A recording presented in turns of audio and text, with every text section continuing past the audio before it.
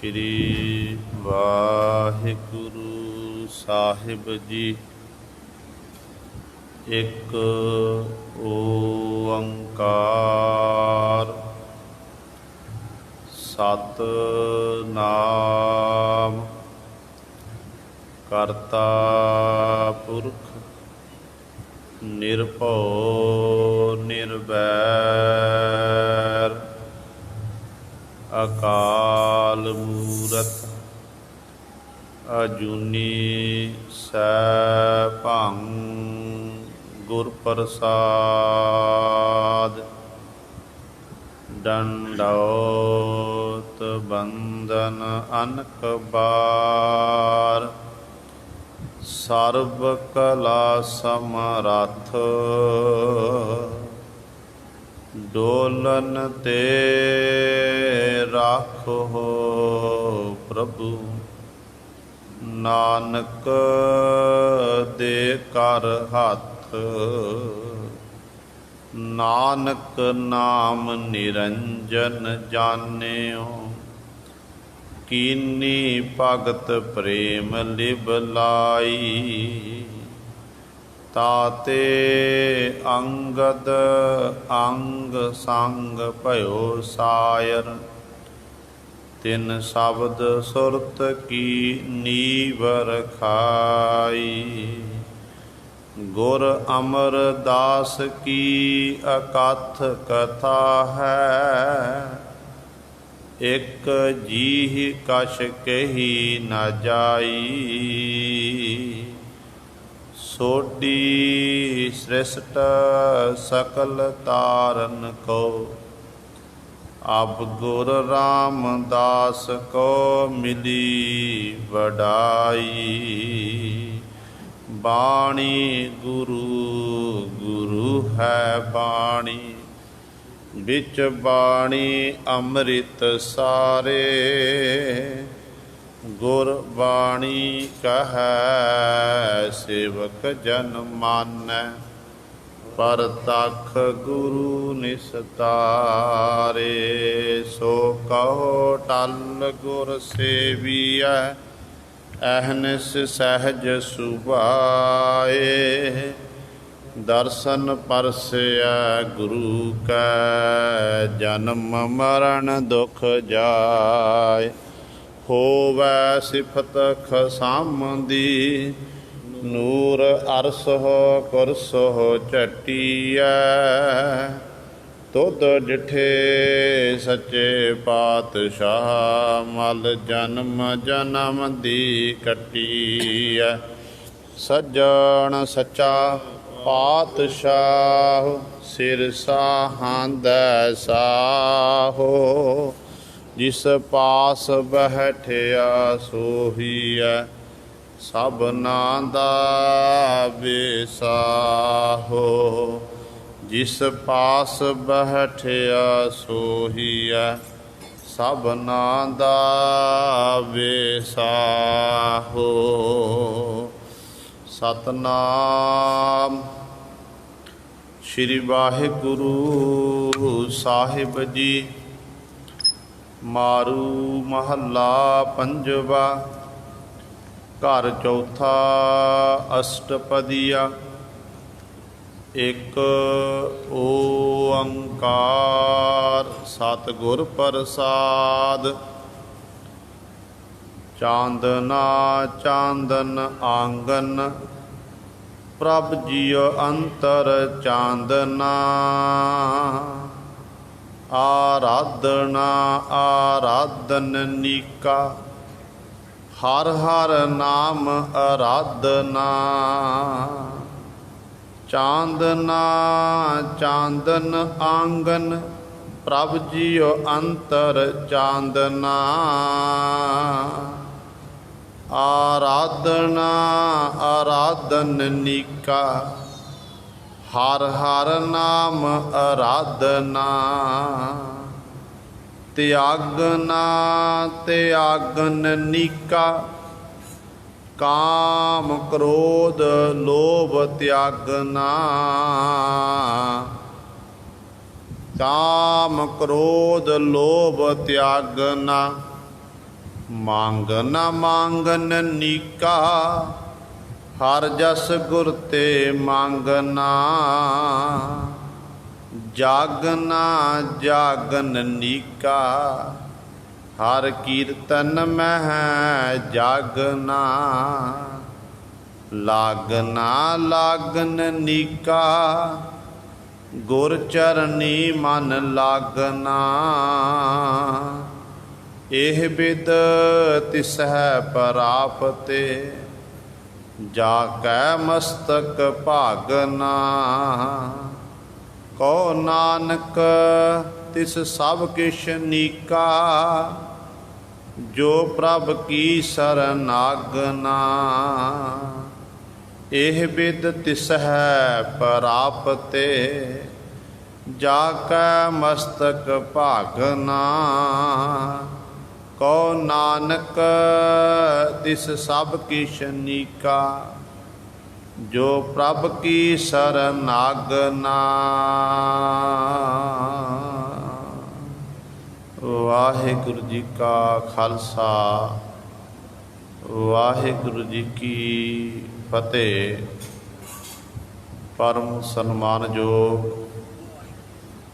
ਜੁਗ ਜੁਗ ਅਟਲ, ਚਵਰ ਛਤਰ ਤਖ਼ਤ ਦੇ ਮਾਲਕ, ਲੋਕ ਪਰਲੋਕ ਦੇ ਰੱਖਿਅਕ, ਸਰਬ ਸਾਂਝੀ ਬਾਲਤਾ ਦਾ ਉਪਦੇਸ਼ ਦੇਣ ਵਾਲੇ, ਮਨੁੱਖਤਾ ਦੇ ਗੁਰੂ, ਧੰਨ ਧੰਨ ਸਾਹਿਬ ਸ੍ਰੀ ਗੁਰੂ ਗ੍ਰੰਥ ਸਾਹਿਬ ਸੱਚੇ ਸਤਿਗੁਰੂ ਜੀ ਦੀ ਪਾਵਨ ਪਵਿੱਤਰ ਨਿੱਘੀ ਗੋਦ ਅੰਦਰ ਜੁੜ ਬੈਠੇ ਗੁਰੂ ਰੂਪ ਗੁਰੂ ਸਬਾਰੇ ਸਤ ਸੰਗੀ ਜਨੋ, ਆਪ ਸਾਰੇ ਹੀ ਵੱਡੀਆਂ ਭਾਗਾਂ ਵਾਲੇ ਹੋ, ਜੋ ਦਸ਼ਮੇਸ਼ ਪਿਤਾ ਗੁਰੂ ਕਲਗੀਧਰ ਸਤਿਗੁਰੂ ਅੰਮ੍ਰਿਤ ਕੇ ਦਾਤੇ ਸਰਵੰਸ ਦਾਨੀ, ਧੰਨ ਧੰਨ ਸਾਹਿਬ ਸ੍ਰੀ ਗੁਰੂ ਗੋਬਿੰਦ ਸਿੰਘ ਮਹਾਰਾਜ ਜੀ ਦੀ ਚਰਨ ਛੋਹ ਧਰਤੀ, ਮਹਾਨ ਪਵਿੱਤਰ ਸਥਾਨ ਗੁਰਦੁਆਰਾ ਮੰਜੀ ਸਾਹਿਬ ਆਲਮਗੀਰ ਵਿਖੇ ਅੰਮ੍ਰਿਤ ਵੇਲੇ ਤੋਂ ਹਾਜ਼ਰੀਆਂ ਭਰ ਕੇ ਸਤ ਸੰਗਤ ਕਰਕੇ ਸਤਿਗੁਰੂ ਜੀ ਦੀਆਂ ਖੁਸ਼ੀਆਂ ਪ੍ਰਾਪਤ ਕਰ ਰਹੇ ਹੋ। ਅੰਮ੍ਰਿਤ ਵੇਲੇ ਤੋਂ ਸਜੇ ਦੀਵਾਨਾਂ ਵਿੱਚ ਆਪ ਜੀ ਨੇ ਹੁਣੇ ਹੀ ਸਤਿਕਾਰਯੋਗ ਗੁਰੂ ਘਰ ਦੇ ਕੀਰਤਨੀਆਂ ਪਾਸੋਂ ਸ਼੍ਰੀ ਆਸਾ ਜੀ ਕੀ ਵਾਰ ਦੇ ਕੀਰਤਨ ਸ਼ਰਵਣ ਕੀਤੇ ਹਨ। ਸੋ ਆਓ ਗੁਰੂ ਸਵਾਰਿਓ, ਸਮਾਂ ਹੈ ਜੋ ਚੱਲ ਰਹੀ ਲੜੀਵਾਰ ਗੁਰਬਾਣੀ ਦੀ ਕਥਾ ਮਾਰੂ ਰਾਗ ਦੇ ਵਿੱਚੋਂ ਆਪ ਸੰਗਤਾਂ ਸ਼ਰਵਣ ਕਰਦੀਆਂ ਆ ਰਹੀਆਂ ਹਨ। ਜੋ ਪਾਵਨ ਸ਼ਬਦ ਆਪ ਜੀ ਨੇ ਸ਼ਰਵਣ ਕੀਤਾ ਹੈ, ਇਸ ਪਾਵਨ ਸ਼ਬਦ ਦੀ ਆਪਾਂ ਨੇ ਵਿਚਾਰ ਸ਼ਰਵਣ ਕਰਨੀ ਹੈ। ਆਓ ਆਪਣੀਆਂ ਮਨ ਬਿਰਤੀਆਂ ਇਕਾਗਰ ਕਰੀਏ, ਧਿਆਨ ਗੁਰੂ ਚਰਨਾਂ ਨਾਲ ਜੋੜੀਏ ਤੇ ਗੁਰੂ ਮਹਾਰਾਜ ਜੀ ਦੇ ਪਾਵਨ ਉਪਦੇਸ਼ ਨੂੰ ਹਿਰਦਿਆਂ ਵਿੱਚ ਵਸਾ ਕੇ ਆਪਣਾ ਜੀਵਨ ਸਫਲਾ ਕਰੀਏ। ਕਰੋ ਸਾਰੇ ਆਪਣੀ ਰਸਨਾ ਪਵਿੱਤਰ, ਆਖੋ ਜੀ ਸਤਨਾਮ ਸ਼੍ਰੀ ਵਾਹਿਗੁਰੂ ਸਾਹਿਬ ਜੀ। ਸਤਨਾਮ ਸ਼੍ਰੀ ਵਾਹਿਗੁਰੂ ਸਾਹਿਬ ਜੀ। ਮਾਰੂ ਮਹੱਲਾ ਪੰਜਵਾ, ਘਰ ਚੌਥਾ, ਅਸ਼ਟਪਦੀਆ। ਇਕ ਓੰਕਾਰ ਸਤਿਗੁਰ ਪ੍ਰਸਾਦ। ਮਾਰੂ ਰਾਗ ਦੇ ਵਿੱਚ ਪੰਜਵੇਂ ਗੁਰਦੇਵ ਜਪਿਓ ਜਿਨ ਅਰਜਨ ਦੇਵ ਗੁਰੂ, ਫਿਰ ਸੰਕਟ ਜੋਨ ਗਰਭ ਨਾ ਆਇਓ। ਧੰਨ ਧੰਨ ਸਤਿਗੁਰੂ ਸ੍ਰੀ ਗੁਰੂ ਅਰਜਨ ਦੇਵ ਮਹਾਰਾਜ ਜੀ 1018 ਅੰਕ ਤੇ ਸਾਡੇ ਉੱਤੇ ਬਖਸ਼ਿਸ਼ ਕਰ ਰਹੇ ਹਨ। ਚੌਥੇ ਘਰ ਸੁਰ ਤਾਲ ਦਾ ਇਹ ਪਹਿਲਾ ਸ਼ਬਦ ਅਸ਼ਟਪਦੀਆਂ ਸਤਿਗੁਰੂ ਦੀਆਂ ਪ੍ਰਾਰੰਭ ਹੋ ਰਹੀਆਂ ਹਨ। ਅਸ਼ਟਪਦੀਆਂ ਤੋਂ ਭਾਵ ਹੈ 8 ਪਦਿਆਂ ਵਾਲਾ ਸ਼ਬਦ। ਤੇ ਸਤਿਗੁਰੂ ਜੀ ਮੰਗਲਾਚਰਨ ਕਰਦੇ ਹਨ, ਇੱਕ ਓੰਕਾਰ ਸਤਿਗੁਰ ਪ੍ਰਸਾਦ, ਜਿਹਦਾ ਭਾਵ ਹੈ ਕਿ ਪਰਮਾਤਮਾ ਇੱਕ ਹੈ ਤੇ ਉਹ ਸਤਿਗੁਰਾਂ ਦੀ ਪ੍ਰਸਾਦ ਕਿਰਪਾ ਸਦਕਾ ਪ੍ਰਾਪਤ ਹੁੰਦਾ ਹੈ। ਚਾਂਦਨਾ ਚਾਂਦਨ ਆਂਗਨ ਪ੍ਰਭ ਜੀਓ ਅੰਤਰ ਚਾਂਦਨ, ਆਰਾਧਨਾ ਆਰਾਧਨਿਕਾ ਹਰ ਹਰ ਨਾਮ ਆਰਾਧਨਾ। ਧੰਨ ਸਤਿਗੁਰੂ ਸ੍ਰੀ ਗੁਰੂ ਅਰਜਨ ਦੇਵ ਮਹਾਰਾਜ ਜੀ ਬਖਸ਼ਿਸ਼ ਕਰ ਰਹੇ ਹਨ। ਜਗਿਆਸੂ ਜਨ ਸਤਿਗੁਰਾਂ ਦੀ ਹਜ਼ੂਰੀ ਵਿੱਚ ਬੈਠੇ ਨੇ ਤੇ ਗੁਰੂ ਸਾਹਿਬਾਨ ਜੀ ਦੇ ਸਜੇ ਹੋਏ ਦੀਵਾਨਾਂ ਵਿੱਚ ਉਹ ਜਗਿਆਸੂ ਸਿੱਖ ਸਮਾਂ ਪਾ ਕੇ ਸਤਿਗੁਰ ਦੇ ਚਰਨਾਂ 'ਚ ਅਰਜ਼ੋਈਆਂ ਕਰਦੇ ਹਨ। ਅਨੇਕਾਂ ਪ੍ਰਕਾਰ ਦੇ ਉਹਨਾਂ ਸਿੱਖਾਂ ਦੇ ਸੰਗਤਾਂ ਦੇ ਸਵਾਲ ਹਨ ਜੋ ਗੁਰੂ ਪਾਤਸ਼ਾਹ ਦੇ ਚਰਨਾਂ 'ਚ ਬੇਨਤੀ ਕਰਦੇ ਕਿ ਪਾਤਸ਼ਾਹ ਕਿਰਪਾ ਕਰਕੇ ਸਾਡੇ ਸਵਾਲਾਂ ਦਾ ਆਪ ਜੀ ਉੱਤਰ ਦੇਣਾ ਕਰੋ, ਸਾਡੀ ਸ਼ੰਕਾ ਨਿਵਰਤ ਕਰੋ। ਤੇ ਸਤਿਗੁਰੂ ਜੀ ਫਿਰ ਇਸ ਤਰ੍ਹਾਂ ਸਵਾਲਾਂ ਦਾ ਉੱਤਰ ਦੇ ਰਹੇ ਹਨ। ਜਦੋਂ ਸਤਿਗੁਰੂ ਜੀ ਨੇ ਗੱਲ ਕੀਤੀ ਕਿ ਪਰਮਾਤਮਾ ਦਾ ਨਾਮ ਜਪ ਕੇ ਜੀਵ ਤੇਰਾ ਪਾਰ ਉਤਾਰਾ ਹੋਣਾ ਹੈ। ਸੰਸਾਰ ਦੇ ਵਿੱਚ ਮਨੁੱਖ ਅਨੇਕਾਂ ਪ੍ਰਕਾਰ ਦੇ ਕੰਮ ਧੰਦੇ ਕਰਦਾ, ਆਪਣੇ ਜੀਵਨ ਕਾਲ 'ਚ ਵਿਚਰਦਾ ਹੋਇਆ ਕਾਰ ਵਿਹਾਰ ਜੀਵ ਕਰਦਾ ਹੈ, ਅਨੇਕਾਂ ਦਾ ਤਿਆਗ ਵੀ ਕਰਦਾ ਹੈ। ਤੇ ਸਤਿਗੁਰ ਦੇ ਚਰਨਾਂ ਸਵਾਲ ਕਰਦਾ ਕਿ ਪਾਤਸ਼ਾਹ ਸਭ ਤੋਂ ਉੱਤਮ ਸ਼੍ਰੇਸ਼ਟ ਕਰਮ ਕਿਹੜਾ ਹੈ, ਕਿਹੜਾ ਕਰਮ ਚੰਗਾ ਹੈ। ਤੇ ਸਤਿਗੁਰੂ ਕਹਿੰਦੇ ਨੇ ਆਰਾਧਨਾ ਆਰਾਧਨਿਕਾ,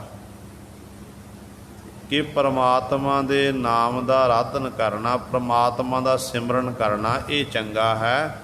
ਹਰ ਹਰ ਨਾਮ ਆਰਾਧਨਾ, ਬਾਰ ਬਾਰ ਹਰੀ ਹਰੀ ਜਪ ਕੇ ਹਰੀ ਪਰਮਾਤਮਾ ਦੇ ਨਾਮ ਦੀ ਆਰਾਧਨਾ ਕਰਨੀ, ਹਰੀ ਦਾ ਜਸ ਕਰਨਾ, ਵਡਿਆਈ ਕਰਨੀ, ਅਸਲ ਵਿੱਚ ਇਹੀ ਸਭ ਤੋਂ ਸ਼੍ਰੇਸ਼ਟ ਕਰਮ ਹੈ। ਜਿਵੇਂ ਆਪਾਂ ਸਤਿਗੁਰ ਦੇ ਵਚਨ ਪੜ੍ਹਦੇ ਨਾ ਕਿ ਸਭ ਤੇ ਉੱਤਮ ਹਰ ਕੀ ਕਥਾ, ਨਾਮ ਸੁਣਤ ਦਰਦ ਦੁੱਖ ਲੱਥਾ। ਸਭ ਤੋਂ ਸ਼੍ਰੇਸ਼ਟ ਕੀ ਹੈ? ਹਰੀ ਕੀ ਕਥਾ, ਕਹਾਣੀਆਂ, ਹਰੀ ਕੀ ਵਡਿਆਈ, ਜਿਹਦੇ ਵਿੱਚ ਨਾਮ ਸੁਣ ਕੇ ਜੀਵ ਦੇ ਸਾਰੇ ਦੁੱਖ ਦਰਦ ਇਤਿਆਦਿਕ ਲੱਥਾ ਇਹ ਲੈ ਜਾਂਦੇ ਨੇ, ਖਤਮ ਹੋ ਜਾਂਦੇ ਹਨ। ਤੇ ਇੰਨੀ ਤਾਕਤ ਹੈ ਗੁਰੂ ਸਾਹਿਬ ਪਰਮਾਤਮਾ ਦੇ ਨਾਮ ਦੇ ਵਿੱਚ।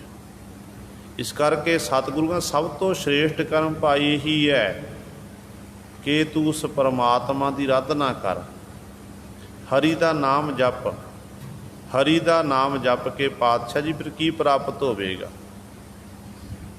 ਗੁਰੂ ਸਾਹਿਬਾਨ ਜੀ ਕਹਿਣ ਲੱਗੇ ਕਿ ਫਿਰ ਤੇਰੇ ਅੰਦਰ ਚਾਨਣ ਦਾ ਮੁਨਾਰਾ ਹੋ ਜਾਣਾ, ਤੇਰੇ ਅੰਦਰ ਪ੍ਰਕਾਸ਼ ਹੋਵੇਗਾ। ਤੇ ਸਤਿਗੁਰੂ ਰੰਭਤਾ ਵਿੱਚ ਕਹਿੰਦੇ ਨੇ ਚਾਂਦਨਾ ਚਾਂਦਨ ਆਂਗਨ ਪ੍ਰਭ ਜੀਓ ਅੰਤਰ ਚਾਂਦਨਾ। ਕਹਿੰਦੇ ਸਤਿਗੁਰੂ ਦੱਸ ਰਹੇ ਨੇ ਜਿਸ ਪ੍ਰਕਾਰ ਮਨੁੱਖ ਜਦੋਂ ਘਰ ਵਿੱਚ ਕਿਸੇ ਪ੍ਰਕਾਰ ਦੀ ਖੁਸ਼ੀ ਹੋਵੇ ਸੰਸਾਰ ਦੇ ਵਿੱਚ, ਤੇ ਪਰਿਵਾਰ ਦੇ ਜੀ ਉਸ ਖੁਸ਼ੀ ਨੂੰ ਮਨਾਉਣ ਹਿੱਤ ਫਿਰ ਆਪਣੇ ਘਰ ਵਿੱਚ ਚਾਨਣ ਕਰਦੇ ਨੇ, ਲੜੀਆਂ ਲਾਈਆਂ ਜਾਂਦੀਆਂ ਨੇ, ਲਾਈਟ ਦਾ ਪ੍ਰਬੰਧ ਕੀਤਾ ਜਾਂਦਾ ਹੈ ਤੇ ਆਪਣੇ ਘਰ ਨੂੰ ਚੰਗੀ ਤਰ੍ਹਾਂ ਸਵਾਰਿਆ ਜਾਂਦਾ ਹੈ। ਉਸ ਘਰ ਦੇ ਵਿੱਚ ਫਿਰ ਗੁਰੂ ਸਾਹਿਬ ਉਹ ਖੁਸ਼ੀ ਵੇਲੇ ਚਾਨਣ ਵੱਖਰਾ ਹੁੰਦਾ ਹੈ। ਪਰ ਸਤਿਗੁਰੂ ਕਹਿੰਦੇ ਨੇ ਇਹ ਜਿਹੜਾ ਚਾਨਣ ਹੈ ਨਾ, ਪਰਮਾਤਮਾ ਦੇ ਨਾਮ ਦਾ ਚਾਨਣ ਹੈ। ਜਿੰਨੇ ਵੀ ਉਹ ਚਾਨਣ ਨੇ ਨਾ ਉਹਦੇ ਅੱਗੇ ਸਾਰੇ ਉਹ ਫਿੱਕੇ ਪੈ ਜਾਂਦੇ ਨੇ, ਉਹਨਾਂ ਦੀ ਰੋਸ਼ਨੀ ਮੱਧਮ ਪੈ ਜਾਂਦੀ। ਜਿਵੇਂ ਸੂਰਜ ਚੜ੍ਹਨ ਦੇ ਨਾਲ ਚੰਦਰਮਾ ਦੀ ਰੋਸ਼ਨੀ ਅਲੋਪ ਹੋ ਜਾਂਦੀ ਹੈ ਤੇ ਸੂਰਜ ਚੜ੍ਹਨ ਨਾਲ ਤਾਰੇ ਅਲੋਪ ਹੋ ਜਾਂਦੇ ਨੇ। ਹਾਲਾਂਕਿ ਤਾਰੇ ਰਹਿੰਦੇ ਆਪਣੀ ਥਾਂ 'ਤੇ ਹਨ, ਚੰਦਰਮਾ ਕਿਤੇ ਨਹੀਂ ਜਾਂਦਾ, ਤਾਰੇ ਕਿਤੇ ਨਹੀਂ ਜਾਂਦੇ, ਆਪਣੀ ਥਾਂ 'ਤੇ ਨੇ। ਪਰ ਖੇਡ ਐਸੀ ਵਰਤਦੀ ਹੈ कि सूरज का प्रकाश ही इन्ना है कि सूरज के प्रकाश के अगे ये तारे ते चंद्रमा टिक नहीं सकते हैं। इस तरह परमात्मा का नाम का जिन्हों के अंदर प्रकाश हो जाता है, फिर उन्होंने इहो जिहा गुरु का चानण हुंदा है कि जिहड़े ये दुनियावी लाइटां इत्यादक जिन्ना भी चानना है, ये सारा उहदे अगे तुछ जापदा है। इस करके सतगुरु चांदना चांदन आंगन प्रभ जी अंतर चांदना कहते भाई अपने आंगन का अर्थ है बेड़ा, कि बेड़े विच कहते जिवें कोई समागम है घर दे विच ते खुशी दे विच उस समय लाइट इत्यादक का प्रबंध किया गया, बड़ा चानण हो गया। कहते इस तरह जिवें बेड़े में चानण हुंदा ते जे प्रभु दे प्यारे ने जो वो प्रभु परमात्मा के नाम की आराधना करते हैं, उस मालक की बंदगी करते हैं, तो उन्हां दे अंदर फिर ज्ञान का प्रकाश हो जाता। कि जिस प्रकाश के बाबत भाई गुरदास जी वचन करते हैं कि सतगुर नानक प्रगटिया मिटी धुंध जग चानण हुआ, ज्यों कर सूरज निकलिया तारे छप अंधेर पलोआ। भाई गुरदास जी ने इत्थे ये आखे गुरु नानक साहब महाराज प्रगट होए, संसार दे विच फिर कहंदे चानण हो गया। अज्ञानता रूपी जिहड़ी धुंध सी वो चली गई, खत्म हो गई। सूरज निकलिया तो सूरज निकलण नाल गुरु सवारियो धुंध जिहड़ी मुक जाती है। इस तरह जो परमात्मा का नाम जपीए तो परमात्मा का नाम जपण दे नाल हिरदे दे अंदर इहो जिहा फिर प्रकाश हुंदा है, जिहड़े अभ्यासी ने उन्होंने पता है। जिवें आपां सतगुर दे बचन पढ़ते हैं ना, भगत नामदेव साहिबान जी का बचन है। भगत जी कहते ने जो भगत जी परमात्मा की बंदगी कर रहे हैं, बंदगी करके उस अवस्था तक पहुँच गए जिस अवस्था नूं गुरु सवारे बयान करके नहीं दसिया जा सकता। जो नाम का रस आउंदा है तो उन्हां गुरमुखां नूं फिर नाम के रस वा पुछे कि नाम का रस किहो जिहा, वो बयान करके नहीं दस सकते हैं। तो भगत नामदेव साहिबान जी कोल बहुत सारे मनुख इकट्ठे होके आए तो भगत जी नूं कहण लगे कि भगत जी तुसी परमात्मा की बंदगी करते हो, तुसी हर समय उस मालक के गुणां विच लीन रहिंदे हो। असीं सुनिया है कि अंदर जदों परमात्मा की नाम जपिया जावे ना, तो अंदरों फिर अनहद रूपी बाजे बजते ने, अनेकां प्रकार दीयां खेडां वरतदियां हन। तो भगत जी की तुसी दसो तुहाडे अंदर की हो रहा है, तुसी बयान करके दसना करो। तो भगत नामदेव साहिबान जी गुरु सवारे कहण लगे मैं किवें बयान करा। कहते जिहड़े मेरे अंदर उत्साह पैदा होया, चाह पैदा होया मालक की बंदगी करन दे नाल, कहण लगे मानो मेरे मन की इहो जी हालत हो गई है कि बिना मड़िया मेरे अंदर ढोल वज रहा। खुशी वेले ढोल वजाए जाते हैं ना, जो घर में कोई खुशी होवे ते ढोल वजाए जाते, बाजे वजाए जाते हैं। तो भगत जी कहण लगे मेरे अंदर बिना मड़िया होया ढोल वजदा, ते नाल ही बदलों तो बिना बरखा हो रही है। सावन तो भी कहते सौण नहीं हैं, बदल नहीं हैं आकाश विच, पर अंदर गरज रहे हैं। तो बदलों तो बिना बरखा हो रही है। इहो जी आचर्य खेड़ वरत रही है। तो भगत जी का पावन शब्द कहते ने अण मड़िया मंदल वाजै, बिन सावन घन हर गरजै, बादल बिन बरखा होई, जो तत् विचारै कोई। कहते जे किसी ने इस तत्त की विचार की, भावें इत्थे तो इस अवस्था तक पहुँचे, उन्होंने पता लगेगा कि अनबुण बिना ढोल नूं गुरु खाल नाल मढ़िया जाता है। पहला जे ढोल मढ़िया ना होवे तो बज नहीं सकता। तबला वजाते ने रागी सिंह, ਤਬਲਾ ਵਜਾਉਂਦੇ ਜੇ ਤਬਲਾ ਪਾਟ ਜਾਵੇ ਤੇ ਉਹ ਵੱਜ ਨਹੀਂ ਸਕਦਾ ਏ। ਪਰ ਭਗਤ ਜੀ ਕਹਿੰਦੇ ਮੇਰੇ ਅੰਦਰ ਵੱਜ ਰਿਹਾ, ਕਿਉਂਕਿ ਅਵਸਥਾ ਸੀ ਜਿਹੜੇ ਅਨੰਤ ਰੂਪੀ ਬਾਜੇ ਨੇ ਨਾ, ਅਸਲ ਵਿੱਚ ਉਹਨਾਂ ਬਾਜਿਆਂ ਨੂੰ ਭਗਤ ਜੀ ਨੇ ਬਿਆਨ ਕੀਤਾ ਕਿ ਮੈਂ ਕਿਹੜਾ ਕਿਹੜਾ ਬਿਆਨ ਕਰਕੇ ਦੱਸਾਂ। ਜਿਵੇਂ ਬਾਜਾ ਹੈ, ਹਾਰਮੋਨੀਅਮ ਹੈ, ਹਾਰਮੋਨੀਅਮ ਦੇ 7 ਸੁਰਾਂ ਨੇ। ਇਹ ਗੁਰੂ ਸਵਾਰਿਓ ਕਿ ਇਹ ਜਿਹੜੇ ਨਾਮ ਬਾਣੀ ਦੇ ਅਭਿਆਸੀ ਸੀ ਨਾ, ਉਹਨਾਂ ਨੇ ਇਹ ਫਿਰ ਪ੍ਰਗਟ ਕੀਤੀਆਂ, ਉਹਨਾਂ ਨੂੰ ਅੰਦਰ ਇਹ ਆਵਾਜ਼ਾਂ ਸੁਣਾਈ ਦਿੱਤੀਆਂ। ਉਹਨਾਂ ਨੇ ਫਿਰ ਇੱਕ ਇਹ ਸਾਜ਼ ਤਿਆਰ ਕਰਕੇ ਹਾਰਮੋਨੀਅਮ ਦੇ ਰੂਪ ਵਿੱਚ ਦੁਨੀਆ ਦੇ ਲੋਕਾਂ ਨੂੰ ਦੇਣਾ ਕੀਤਾ ਕਿ ਭਾਈ ਜਿਹੜੀਆਂ ਆਹ 7 ਸੁਰਾਂ ਨੇ ਨਾ, ਇਹ ਸਾਡੇ ਅੰਦਰ ਵੱਜ ਰਹੀਆਂ ਨੇ, ਇਹ ਅੰਦਰ ਵੀ ਵੱਜਦੀਆਂ ਨੇ, ਜਿਹੜੀ ਬਾਹਰ ਵੱਜ ਰਹੀਆਂ ਹਨ। ਪਰ ਹੁੰਦਾ ਗੁਰੂ ਸਾਹਿਬ ਜਿਹੜੇ ਅਭਿਆਸ ਕਰਦੇ, ਦਿਨ ਰਾਤ ਮਾਲਕ ਦੀ ਬੰਦਗੀ ਕਰਦੇ ਨੇ ਨਾ, ਉਹਨਾਂ 'ਤੇ ਉਸ ਮਾਲਕ ਪ੍ਰਭੂ ਦੀ ਫਿਰ ਇਹ ਬਖਸ਼ਿਸ਼ ਹੁੰਦੀ ਹੈ। ਗੁਰੂ ਨਾਨਕ ਸਾਹਿਬ ਮਹਾਰਾਜ ਦੇ ਕੋਲ 2 ਸਿੱਖ ਚੱਲ ਕੇ ਆਏ, ਜਿਹਦਾ ਨਾਮ ਹੈ ਰਾਮਾ ਡਿੱਡਾ ਤੇ ਪ੍ਰਿਥੀਪਾਲ। ਇਹ ਦੋਨੋਂ ਚੱਲ ਕੇ ਆਏ, ਅਭਿਆਸੀ ਸੀ, ਲਾਲਸਾ ਸੀ, ਪ੍ਰਭੂ ਨੂੰ ਮਿਲਣ ਦੀ ਤਾਂਘ ਸੀ। ਸਤਿਗੁਰੂ ਪਾਤਸ਼ਾਹ ਦੇ ਚਰਨਾਂ 'ਚ ਆ ਕੇ ਨਮਸਕਾਰ ਕੀਤੀ, ਸੰਗਤ ਦਾ ਆਨੰਦ ਮਾਣਿਆ।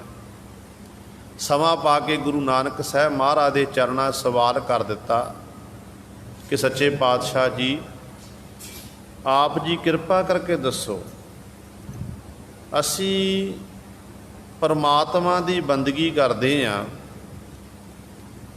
ਪਰ ਸਾਡਾ ਜਿਹੜਾ ਮਨ ਹੈ ਇਹ ਟਿਕਾ ਵਿੱਚ ਨਹੀਂ ਆਉਂਦਾ।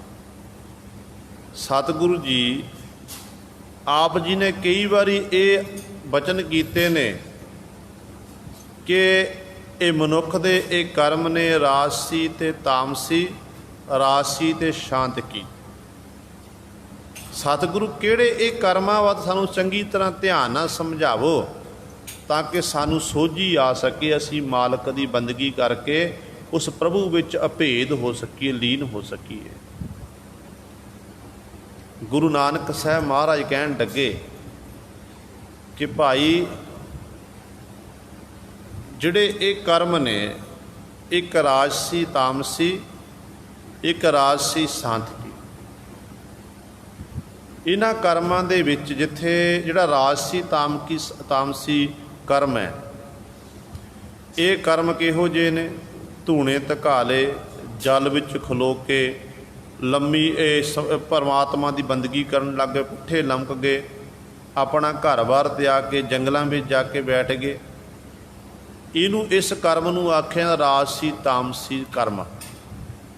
ਸਤਿਗੁਰੂ ਕਹਿੰਦੇ ਇਸ ਦੇ ਨਾਲ ਮਾਇਆ ਦੀ ਜਿਹੜੀ ਹੋੜ ਹੈ ਅੰਦਰੋਂ ਖਤਮ ਨਹੀਂ ਹੁੰਦੀ ਹੈ। ਇਹਦੇ ਰਾਹੀਂ ਮਨੁੱਖ ਦੇ ਮਨ ਦੇ ਵਿੱਚ ਅਹੰਕਾਰ ਆਉਂਦਾ ਹੈ, ਕਿਉਂਕਿ ਜੇ ਜੰਗਲਾਂ ਵਿੱਚ ਜਾ ਕੇ ਬੈਠ ਕੇ ਜਲ ਧਾਰੇ ਕਰਨ ਲੱਗ ਪਿਆ ਤੇ ਉਦੋਂ ਫਿਰ ਇਹਨੂੰ ਫਿਰ ਜਿਹੜੀ ਦੁਨੀਆ ਵੱਖਰੀ ਜਾਪਦੀ ਆ, ਆਪਣੇ ਆਪ ਨੂੰ ਵੱਡਾ ਸਮਝਦਾ ਕਿ ਮੈਂ ਦੇਖੋ ਕਿੰਨੀ ਬੰਦਗੀ ਕਰਦਾ, ਮੈਂ ਸੰਸਾਰ ਛੱਡ ਦਿੱਤਾ, ਮੈਂ ਸੰਸਾਰ ਤੋਂ ਬਾਹਰ ਜਾ ਕੇ ਬੈਠ ਗਿਆ ਹਾਂ। ਤੇ ਇਸ ਤਰ੍ਹਾਂ ਗੁਰੂ ਸਾਹਿਬ ਆਪਣੇ ਤਿਆਗੀ ਅਖਵਾਉਂਦਾ ਆਪਣੇ ਆਪ। ਤੇ ਸਤਿਗੁਰੂ ਦੇ ਇਹ ਕਰਮ ਜਦੋਂ ਕਰਾਂਗੇ ਫਿਰ ਇਸ ਤਰ੍ਹਾਂ ਕਹਿੰਦੇ ਰਿੱਧੀਆਂ ਸਿੱਧੀਆਂ ਤਾਂ ਪ੍ਰਾਪਤ ਹੋ ਜਾਂਦੀਆਂ ਨੇ ਇਹਦੇ ਨਾਲ। ਹੁਣ ਆਪਾਂ ਜੋਗੀ ਪੁਰਸ਼ਾਂ ਦਾ ਇਤਿਹਾਸ ਪੜ੍ਹਦੇ ਹਾਂ, ਜਿਨ੍ਹਾਂ ਕੋਲ ਰਿੱਧੀਆਂ ਸਿੱਧੀਆਂ ਇਤਿਆਦਿਕ ਆਮ ਹੁੰਦੀਆਂ ਨੇ। ਇਹ ਕਰਮ ਕਰਨ ਨਾਲ ਰਿੱਧੀਆਂ ਸਿੱਧੀਆਂ ਪ੍ਰਾਪਤ ਹੋ ਜਾਣਗੀਆਂ, ਪਰ ਪਰਿਪੂਰਨ ਪਰਮਾਤਮਾ ਨਾਲ ਬਿਲਕੁਲ ਇੱਕਮਿਕ ਨਹੀਂ ਹੋਵਾਂਗੇ, ਮਾਇਆ ਦੇ ਅਸਲੀ ਤਿਆਗੀ ਨਹੀਂ ਬਣਾਂਗੇ। ਤੇ ਪਾਤਸ਼ਾਹ ਜੀ ਫਿਰ ਉਹ ਕਰਮ ਕਿਹੜਾ ਹੈ? ਸਤਿਗੁਰੂ ਕਹਿੰਦੇ ਇਹ ਦੂਜਾ ਕਰਮ ਹੈ ਰਾਜਸੀ ਸਾਂਤਕੀ।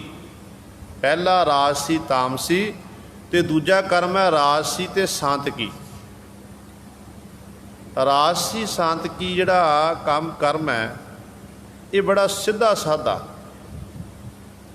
ਜਿਵੇਂ ਸਤਿਗੁਰੂ ਨੇ ਸਾਨੂੰ ਸਮਝਾਇਆ ਹੈ ਕਿ ਸਿੱਖ ਨੇ ਅੰਮ੍ਰਿਤ ਵੇਲੇ ਉੱਠਣਾ, ਉੱਠ ਕੇ ਆਪਣਾ ਇਸ਼ਨਾਨ ਇਤਿਆਦ ਕਰਨਾ, ਕਿਰਿਆ ਸੁੱਧ ਨਹੀਂ, ਫਿਰ ਸਿੱਖ ਨੇ ਉਸ ਸਮੇਂ ਉਸ ਮਾਲਕ ਦੀ ਸ਼ੁਕਰਾਨੇ ਵਿੱਚ ਲੱਗ ਜਾਣਾ, ਸਤਿਗੁਰਾਂ ਦੀ ਬਾਣੀ ਪੜ੍ਹਨੀ, ਸਿਮਰਨ ਕਰਨਾ। ਫਿਰ ਗੁਰੂ ਸਵਾਰੇ ਗੁਰਦੁਆਰਾ ਸਾਹਿਬਾਨ, ਜਿਵੇਂ ਆਪ ਜੀ ਦੀ ਰੂਟੀਨ ਬਣੀ ਹੋਈ ਹੈ, ਗੁਰੂ ਘਰ ਵਿਖੇ ਆ ਕੇ ਦਰਸ਼ਨ ਦੀਦਾਰੇ ਕਰਨੇ, ਫਿਰ ਪਾਤਸ਼ਾਹ ਕਹਿਣ ਲੱਗੇ, ਫਿਰ ਇਹ ਜਿਹੜਾ ਸਿੱਖ ਦਾ ਕਰਮ ਇਸ ਤਰ੍ਹਾਂ ਜੇ ਸਿੱਖ ਜਿਵੇਂ ਬਤੀਤ ਕਰਦਾ ਹੈ, ਕਹਿੰਦੇ ਇਸ ਤਰ੍ਹਾਂ ਹੀ ਕਹਿੰਦੇ ਘਰ ਦੇ ਵਿੱਚ ਰਹਿ ਕੇ ਗ੍ਰਸਤੀ ਜੀਵਨ ਵੀ ਬਤੀਤ ਕਰਨਾ, ਆਪਣੇ ਬੱਚਿਆਂ ਦੀ ਪਾਲਣਾ ਪੋਸ਼ਣਾ ਵੀ ਕਰਨੀ, ਜੋ ਮਾਲਕ ਨੇ ਡਿਊਟੀ ਲਾਈ ਹੋਈ ਹੈ। ਹਾਲਾਂਕਿ ਪਾਲਣਾ ਪੋਸ਼ਣਾ ਕਰਨ ਵਾਲਾ ਤਾਂ ਪਰਮਾਤਮਾ ਏ, ਪਰਿਪੂਰਨ ਪਰਮਾਤਮਾ ਨੇ ਜਿੰਨੇ ਵੀ ਜੀਵ ਪੈਦਾ ਕੀਤੇ ਨੇ ਨਾ, ਹਰ ਇੱਕ ਜੀਵ ਦਾ ਰੋਜੀ ਰੋਟੀ ਦਾ ਪ੍ਰਬੰਧ ਪਰਮਾਤਮਾ ਨੇ ਪਹਿਲਾਂ ਕੀਤਾ ਹੈ। ਤੇ ਜਿਹੜੇ ਮਾਤਾ ਪਿਤਾ ਨੇ, ਭੈਣ ਭਰਾ ਨੇ, ਜੋ ਵੀ ਹਨ, ਜਿਹਦੇ ਰਾਹੀਂ ਸਾਡਾ ਪਾਲਣਾ ਪੋਸ਼ਣਾ ਸੰਸਾਰ ਵਿੱਚ ਹੋਇਆ, ਇੱਕ ਇਹ ਜਰੀਆ ਬਣਿਆ ਹੈ। ਮਤਾ ਮਨ ਵਿੱਚ ਇਹ ਆਖਣਾ ਕਿ ਅਸੀਂ ਖਿਲਾ ਰਹੇ ਹਾਂ। ਹੋ ਸਕਦਾ ਹੈ ਜਿਹੜਾ ਜੀ ਸਾਡੇ ਘਰ ਵਿੱਚ ਪਲ ਰਿਹਾ ਹੈ, ਛੋਟਾ ਹੈ, ਬੱਚਾ ਹੈ, ਉਹਦੇ ਕਰਮਾਂ ਦਾ ਅਸੀਂ ਖਾ ਰਹੇ ਹੋਣ, ਇਹ ਵੀ ਹੋ ਸਕਦਾ ਨਾ। ਕਰਮ ਤਾਂ ਪਤਾ ਨਹੀਂ, ਹੁਣ ਇਹ ਪ੍ਰਮਾਤਮਾ ਹੀ ਜਾਣਦਾ ਕਰਮਾਂ ਬਾਬਤ। ਇਸ ਕਰਕੇ ਆਪਾਂ ਇੱਕ ਜਰੀਆ ਨੇ, ਆਪਣੇ ਬੱਚਿਆਂ ਦੀ ਟਹਿਲ ਸੇਵਾ ਕਰ ਰਹੇ ਹਾਂ, ਆਪਣੇ ਇੱਕ ਜਰੀਆ ਬਣੇ ਹੋਏ ਹਾਂ। ਅਸਲ ਵਿੱਚ ਦੇਣ ਵਾਲਾ ਪਰਮਾਤਮਾ ਹੈ, ਵਾਹਿਗੁਰੂ ਦੇ ਰਿਹਾ। ਗੁਰੂ ਨਾਨਕ ਪਾਤਸ਼ਾਹ ਮਹਾਰਾਜ ਆਖਣ ਲੱਗੇ ਕਿ ਘਰ ਦੇ ਵਿੱਚ ਬੈਠ ਕੇ ਉਸ ਮਾਲਕ ਦੀ ਆਰਾਧਨਾ ਕਰਨੀ, ਗ੍ਰਸਤੀ ਜੀਵਨ ਬਤੀਤ ਕਰਨਾ, ਆਪਣੀ ਜ਼ਿੰਮੇਵਾਰੀ ਨਿਭਾਉਣੀ ਹੈ, ਅਤੇ ਨਾਲ ਨਾਲ ਕਹਿੰਦੇ ਆਰਾਧਨਾ ਕਰੀ ਜਾਣੀ। ਜਦੋਂ ਇਸ ਅਵਸਥਾ ਇਸ ਤਰ੍ਹਾਂ ਨਿੱਤਾ ਪ੍ਰਤੀ ਕਹਿੰਦੇ ਅਭਿਆਸ ਕਰੋਗੇ, ਕਹਿੰਦੇ ਫਿਰ ਇੱਕ ਦਿਨ ਇਹੋ ਜਿਹਾ ਸਮਾਂ ਆਉਣਾ ਕਿ ਰਾਜਸੀ ਸ਼ਾਂਤ ਕੀ ਅਵਸਥਾ ਤੁਹਾਨੂੰ ਪ੍ਰਾਪਤ ਹੋ ਜਾਣੀ, ਜਿਹਦੇ ਰਾਹੀਂ ਫਿਰ ਤੁਸੀਂ ਉਸ ਮਾਲਕ ਦੇ ਵਿੱਚ ਅਭੇਦ ਹੋ ਜਾਵੋਗੇ, ਲੀਨ ਹੋ ਜਾਵੋਗੇ। ਭਾਈ ਰਾਮਾ ਡੇਡਾ ਤੇ ਭਾਈ ਪ੍ਰਿਥੀਪਾਲ ਨੇ ਗੁਰੂ ਨਾਨਕ ਪਾਤਸ਼ਾਹ ਦੇ ਬਚਨ ਮੰਨੇ, ਸ਼ਬਦ ਦਾ ਅਭਿਆਸ ਕੀਤਾ, ਆਪਣੇ 10 ਨੋਹਾਂ ਦੀ ਕਿਰਤ ਕਰਨ ਲੱਗ ਪਏ। ਕਿਰਤ ਕਰਦਿਆਂ ਹੋਇਆਂ ਗੁਰੂ ਸਵਾਰੇ ਨਾਲ ਨਾਮ ਜਪਦੇ ਨੇ। ਅਤੇ ਇੱਕ ਦਿਨ ਇਹੋ ਜਿਹਾ ਸਮਾਂ ਆ ਗਿਆ ਕਿ ਗੁਰੂ ਸਾਹਿਬਾਨ ਦੇ ਚਰਨਾਂ 'ਚ ਸਦੀਵੀ ਕਾਲੀ ਉਹ ਸਮਾ ਗਏ। ਤੋ ਸਤਿਗੁਰੂ ਕਹਿੰਦੇ ਜਦੋਂ ਇਸ ਤਰ੍ਹਾਂ ਜਦੋਂ ਫਿਰ ਜੀਵ ਅਭਿਆਸ ਕਰਦਾ, ਨਾਮ ਜਪਦਾ, ਫਿਰ ਉਹਦੇ ਅੰਦਰ ਗੁਰੂ ਸਵਰੇ ਉਹ ਚਾਨਣ ਦਾ ਮੁਨਾਰਾ ਹੁੰਦਾ ਹੈ। ਉਹ ਮਾਨੋ ਉਸ ਹਿਰਦੇ ਰੂਪੀ ਘਰ ਵਿੱਚ, ਆਂਗਨ ਵਿਹੜੇ ਵਿੱਚ ਕਹਿੰਦੇ ਪ੍ਰਭੂ ਦੀ ਆਰਾਧਨਾ ਕਰਨ ਨਾਲ ਬੜਾ ਚਾਨਣ ਪ੍ਰਕਾਸ਼ ਹੋ ਜਾਂਦੀ, ਜਿਹਨੂੰ ਅਨੁਭਵ ਪ੍ਰਕਾਸ਼ ਆਖਿਆ ਜਾਂਦਾ ਹੈ, ਜਿਹਦੇ ਅੱਗੇ ਹੋਰ ਗੁਰੂ ਸਵਾਰਿਓ ਪ੍ਰਕਾਸ਼ ਜਿਹੜਾ ਹੈ ਟਿਕ ਨਹੀਂ ਸਕਦਾ ਹੈ। ਤਿਆਗਨਾ ਤਿਆਗਨ ਨੀਕਾ, ਕਾਮ ਕ੍ਰੋਧ ਲੋਭ ਤਿਆਗਨਾ। ਹੁਣ ਸੰਸਾਰ ਦੇ ਵਿੱਚ ਵੱਡੇ ਵੱਡੇ ਤਿਆਗੀ ਦੇਖੇ ਗਏ ਨੇ। ਤਿਆਗੀ ਆਪਣਾ ਘਰ-ਬਾਰ ਛੱਡ ਕੇ ਕੋਈ ਗੁਰੂ ਸਾਧੂ ਬਣ ਗਿਆ, ਕੋਈ ਫਕੀਰ ਬਣ ਗਿਆ, ਕੋਈ ਯੋਗੀ ਬਣ ਗਿਆ। ਇਸ ਤਰ੍ਹਾਂ ਆਪਣੇ ਆਪ ਨੂੰ ਤਿਆਗੀ ਖਵਾਉਣ, ਮਾਇਆ ਤੋਂ ਬਚਣ ਵਾਸਤੇ ਤਿਆਗੀ ਬਣ ਗਏ। ਪਰ ਗੁਰੂ ਸਵਰ ਤਿਆਗੀ ਬਣਨਾ ਬੜਾ ਔਖਾ ਹੈ। ਭਗਤ ਕਬੀਰ ਸਾਹਿਬਾਨ ਜੀ ਕਹਿੰਦੇ ਨੇ, ਕਹਿੰਦੇ ਜੇ ਮਾਇਆ ਨੂੰ ਤਿਆਗ ਦਿੱਤਾ ਫਿਰ ਕੀ ਹੋ ਗਿਆ? ਕਹਿੰਦੇ ਆਪਣੇ ਮਨ ਵਿੱਚੋਂ ਜੀਵ ਤੂੰ ਮਾਣ ਨੂੰ ਤਿਆਗ, ਤੇ ਤੂੰ ਮਾਣ ਤਾਂ ਤਿਆਗਿਆ ਨਹੀਂ ਗਿਆ। ਕਬੀਰ ਮਾਇਆ ਤਜੀ ਤੋਂ ਕਿਆ ਭਇਆ, ਜੋ ਮਾਨ ਤਜਿਆ ਨਾ ਜਾਏ। ਮਾਨ ਮੁਨੀ ਮੁਨਬਰ ਗਲੇ, ਮਾਨ ਸਭੈ ਕੋ ਖਾਏ। ਕਹਿੰਦੇ ਇਹ ਜਿਹੜਾ ਮਾਣ ਹੈ ਨਾ, ਮੁਨਬਰ ਗਲੇ, ਵੱਡੇ ਵੱਡੇ ਮੋਨੀ ਇਤਿਆਦਿਕ ਆਪਣੇ ਆਪ ਨੂੰ ਕਹਾਣ ਵਾਲੇ, ਉਹਨਾਂ ਦੇ ਗਲ ਤੱਕ ਪਹੁੰਚਿਆ ਹੋਇਆ ਹੈ, ਸੰਗ ਤੱਕ ਪਹੁੰਚਿਆ ਹੋਇਆ, ਅਤੇ ਇਹ ਮਾਣ ਹੀ ਹਰ ਇੱਕ ਨੂੰ ਖਾ ਰਹੇ ਆ। ਇਸ ਕਰਕੇ ਸਤਿਗੁਰੂ ਨੇ ਜੇ ਤਿਆਗ ਕਰਨਾ ਹੀ ਹੈ, ਕਹਿੰਦੇ ਭਾਈ ਤੂੰ ਆਪਣੇ ਅੰਦਰੋਂ ਚੰਗਾ ਤਿਆਗ ਕਰਨਾ ਤੇਰੇ ਲਈ ਇਹ ਹੈ, ਤੂੰ ਆਪਣੇ ਅੰਦਰੋਂ ਕਾਮ ਨੂੰ ਤਿਆਗ ਦੇ, ਕ੍ਰੋਧ ਨੂੰ ਤਿਆਗ ਦੇ, ਲੋਭ ਨੂੰ ਤਿਆਗ ਦੇ, ਨਾ ਪੰਜਾਂ ਦਾ ਤਿਆਗ ਕਰਦੇ। ਹੁਣ ਦੇਖੋ 5 ਨੇ, ਇਹ 5 ਮਨੁੱਖ ਨੂੰ ਚਿੰਬੜੇ ਹੋਏ ਨੇ। ਇਹਨਾਂ ਦਾ ਤਿਆਗ ਕਰਨਾ ਗੁਰੂ ਸਵਾਰਿਓ, ਇਹ ਜੇ ਇੱਕ ਦਾ ਆਪਾਂ ਤਿਆਗ ਕਰਦੇ, ਬਾਕੀ ਆਪਣੇ ਕੰਟਰੋਲ ਵਿੱਚ ਆ। ਸਭ ਤੋਂ ਅੱਗੇ ਹੈ ਕਾਮ। ਕਾਮ ਦੇ ਵਿੱਚ ਮਨੁੱਖ ਦੀ ਇਹੋ ਜਿਹੀ ਹਾਲਤ ਹੋ ਜਾਂਦੀ ਹੈ, ਜਿਹਦੇ ਬਾਅਦ ਸਤਿਗੁਰੂ ਕਹਿੰਦੇ ਨੇ, ਕਾਮ ਸੁਆਏ ਗਜ ਵਸ ਪਰਿਓ, ਮਨ ਬੋਰਾ ਰੇ ਅੰਕ ਸਹਿਓ ਸੀਸ। ਅਤੇ ਇਸ ਤਰ੍ਹਾਂ ਦੀ ਕਹਿੰਦੇ ਹਾਥੀ ਜਦੋਂ ਕਾਮ ਦਾ ਸਤਾਇਆ ਹੋਇਆ ਹਸਤਣੀ ਨੂੰ ਸਪਰਸ਼ ਕਰਨ ਦੀ ਕੋਸ਼ਿਸ਼ ਕਰਦਾ ਹੈ ਤੇ ਮੁਹਾਬਤ ਡੂੰਘਾ ਟੋਆ ਪੁੱਟਦਾ, ਕਾਗਜ਼ਾਂ ਦੀ ਹਸਤਣੀ ਖੜੀ ਕਰਕੇ ਉੱਥੇ ਰੱਖਦਾ, ਹਾਥੀ ਦੌੜਿਆ ਆਉਂਦਾ ਤੇ ਟੋਏ ਵਿੱਚ ਡਿੱਗ ਜਾਂਦਾ। ਕਈ ਦਿਨ ਭੁੱਖਾ ਜਾਂਦਾ, ਉਹਨੂੰ ਫਿਰ ਬੜੇ ਦੁੱਖ ਦਿੱਤੇ ਜਾਂਦੇ। ਜਦੋਂ ਉਹ ਹਾਥੀ ਜਦੋਂ ਮੁਹਾਬਤ ਦੀ ਬੋਲੀ ਸਿੱਖ ਲੈਂਦਾ ਫਿਰ ਉਹਨੂੰ ਬਾਹਰ ਕੱਢਿਆ ਜਾਂਦਾ। ਦੇਖੋ, ਇੱਕ ਕਾਮ ਦੇ ਵਾਸੀ ਹੋਣ ਕਰਕੇ ਐਡਾ ਵੱਡਾ ਜਾਨਵਰ ਹਾਥੀ ਉਹ ਮੁਹਾਬਤ ਦੇ ਕਾਬੂ ਆ ਗਿਆ ਤੇ ਆਪਣੇ ਸਿਰ ਉੱਤੇ ਕੁੰਡੇ ਤੋਂ ਉਹ ਡਰਦਾ ਹੈ।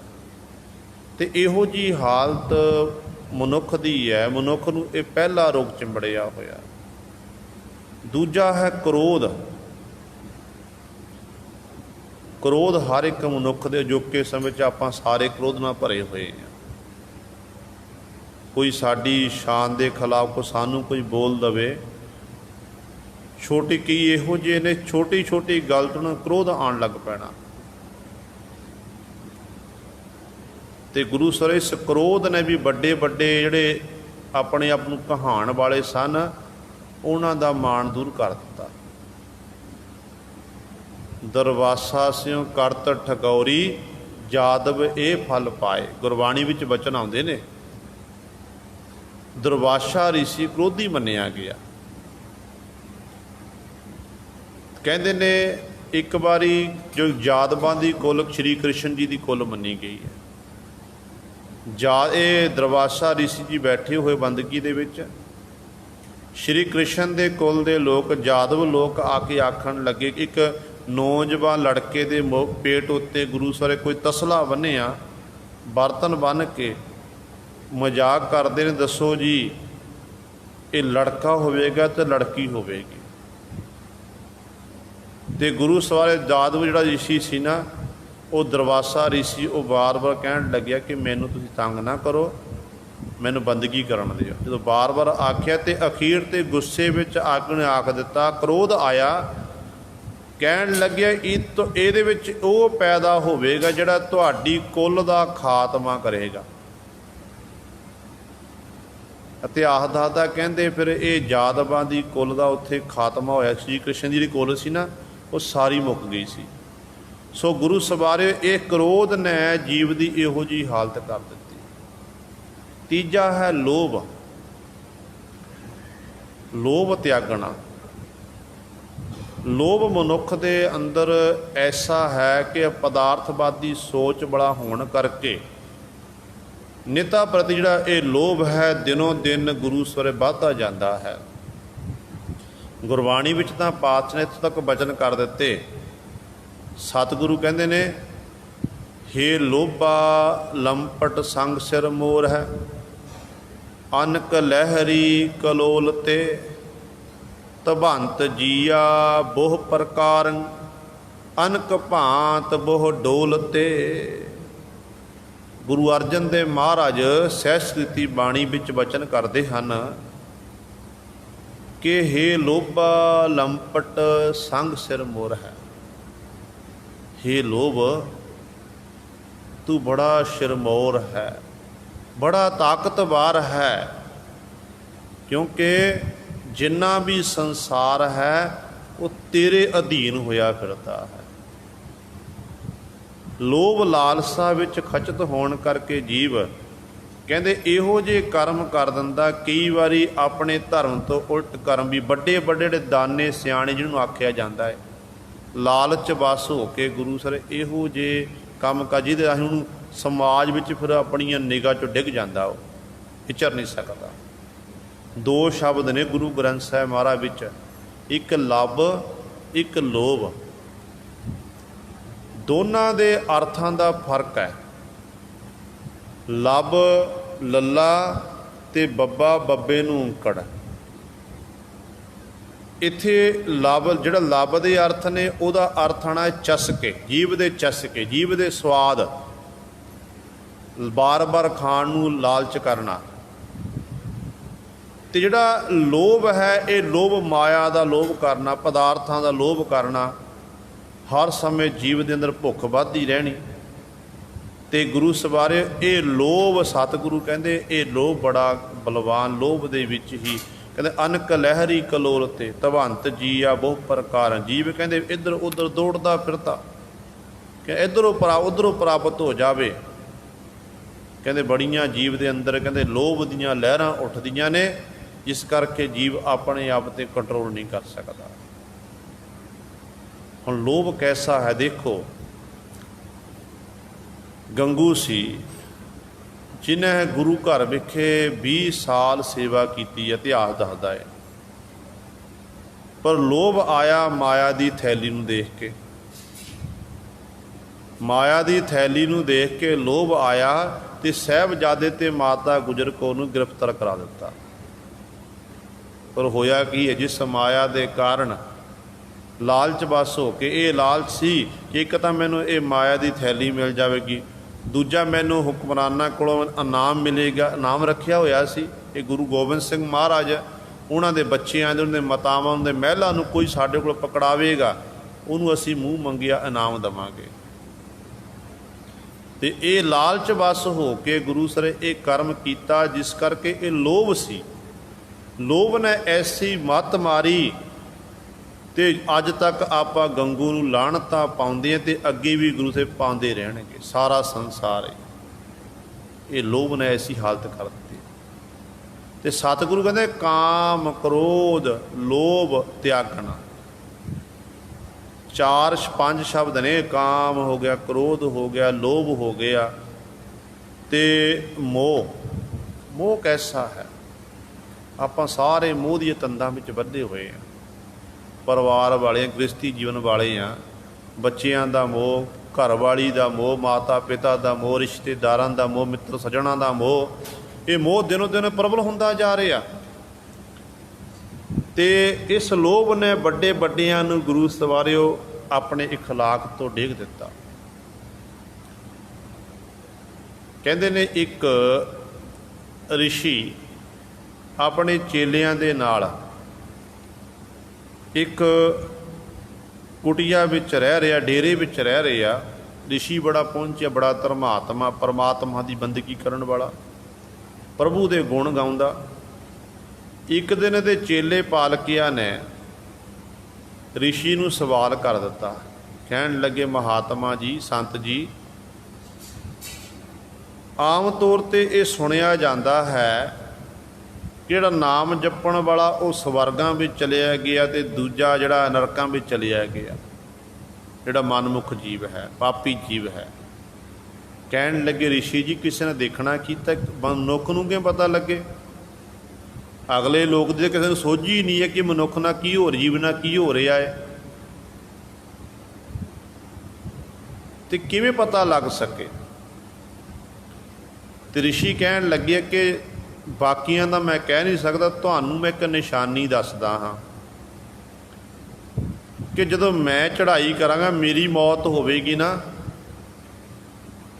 ਉਦੋਂ ਮੰਦਰ ਦੇ ਜਿਹੜੇ ਇਹ ਟੱਲ ਖੜਕਣਗੇ ਆਪਣੇ ਆਪ ਹੀ। ਜੇ ਟੱਲ ਖੜ ਕੇ ਤੁਸੀਂ ਸਮਝ ਲੈਣਾ ਕਿ ਸਾਡਾ ਗੁਰੂ ਸੱਚਖੰਡ ਚਲਿਆ ਗਿਆ, ਸਵਰਗਾਂ ਦਾ ਅਧਿਕਾਰੀ ਬਣ ਗਿਆ। ਜੇਕਰ ਕਿਤੇ ਟੱਲ ਨਹੀਂ ਖੜ ਕੇ ਤੁਸੀਂ ਸਮਝਣਾ ਸਾਡਾ ਗੁਰੂ ਨਰਕਾਂ ਵਿੱਚ ਪੈ ਗਿਆ, ਜੂਨਾਂ ਵਿੱਚ ਪੈ ਗਿਆ। ਖੇਡ ਕੈਸੀ ਵਰਤੀ? ਕਹਿੰਦੇ ਰਿਸ਼ੀ ਇੱਕ ਦਿਨ ਬੰਦਗੀ ਕਰ ਰਿਹਾ, ਬੰਦਗੀ ਕਰਦਿਆਂ ਹੋਇਆਂ ਕਹਿੰਦੇ ਨੇ ਇੱਕ ਛੋਟਾ ਜਿਹਾ ਹਿਰਨ ਦਾ ਬੱਚਾ ਆ ਗਿਆ। ਰਿਸ਼ੀ ਨੇ ਉਸ ਬੱਚੇ ਨੂੰ ਆਪਣੇ ਕੋਲ ਰੱਖਿਆ, ਉਹਦੀ ਪਾਲਣਾ ਪੋਸ਼ਣਾ ਕਰਦੀ, ਉਹਦੀ ਹਰੇਕ ਪ੍ਰਕਾਰ ਦੀ ਸੰਭਾਲ ਕਰਦਾ। ਇੱਥੋਂ ਤੱਕ ਜਿਸ ਕਮਰੇ ਵਿੱਚ ਰਿਸ਼ੀ ਆਪ ਵਿਸ਼ਰਾਮ ਕਰਦਾ, ਉਸ ਨੂੰ ਨਾਲ ਲੈ ਕੇ ਪੈਂਦਾ। ਬੜਾ ਮੋਹ ਵੱਧ ਗਿਆ, ਇੰਨਾ ਮੋਹ ਵਿੱਚ ਗਲਤਾਨ ਹੋ ਗਿਆ ਕਿ ਇੱਕ ਦਿਨ ਇਹ ਬੰਦਗੀ ਵਿੱਚ ਬੈਠਾ ਹੋਇਆ ਤੇ ਸ਼ਿਕਾਰੀ ਆਇਆ। ਸ਼ਿਕਾਰੀ ਨੇ ਉਹ ਜਿਹੜਾ ਹਿਰਨ ਦਾ ਬੱਚਾ ਮਾਰ ਦਿੱਤਾ। ਜਦੋਂ ਹਿਰਨ ਦਾ ਬੱਚਾ ਮਾਰਿਆ ਤੇ ਇਹਨੇ ਦੇਖਿਆ ਕਿ ਇਹਦੇ ਨੇਤਰ ਖੁੱਲ੍ਹੇ ਕਿ ਹਿਰਨ ਦਾ ਬੱਚਾ ਜਿਹਦੇ ਨਾਲ ਮੇਰਾ ਮੋਹ ਸੀ ਉਹ ਮਰ ਗਿਆ।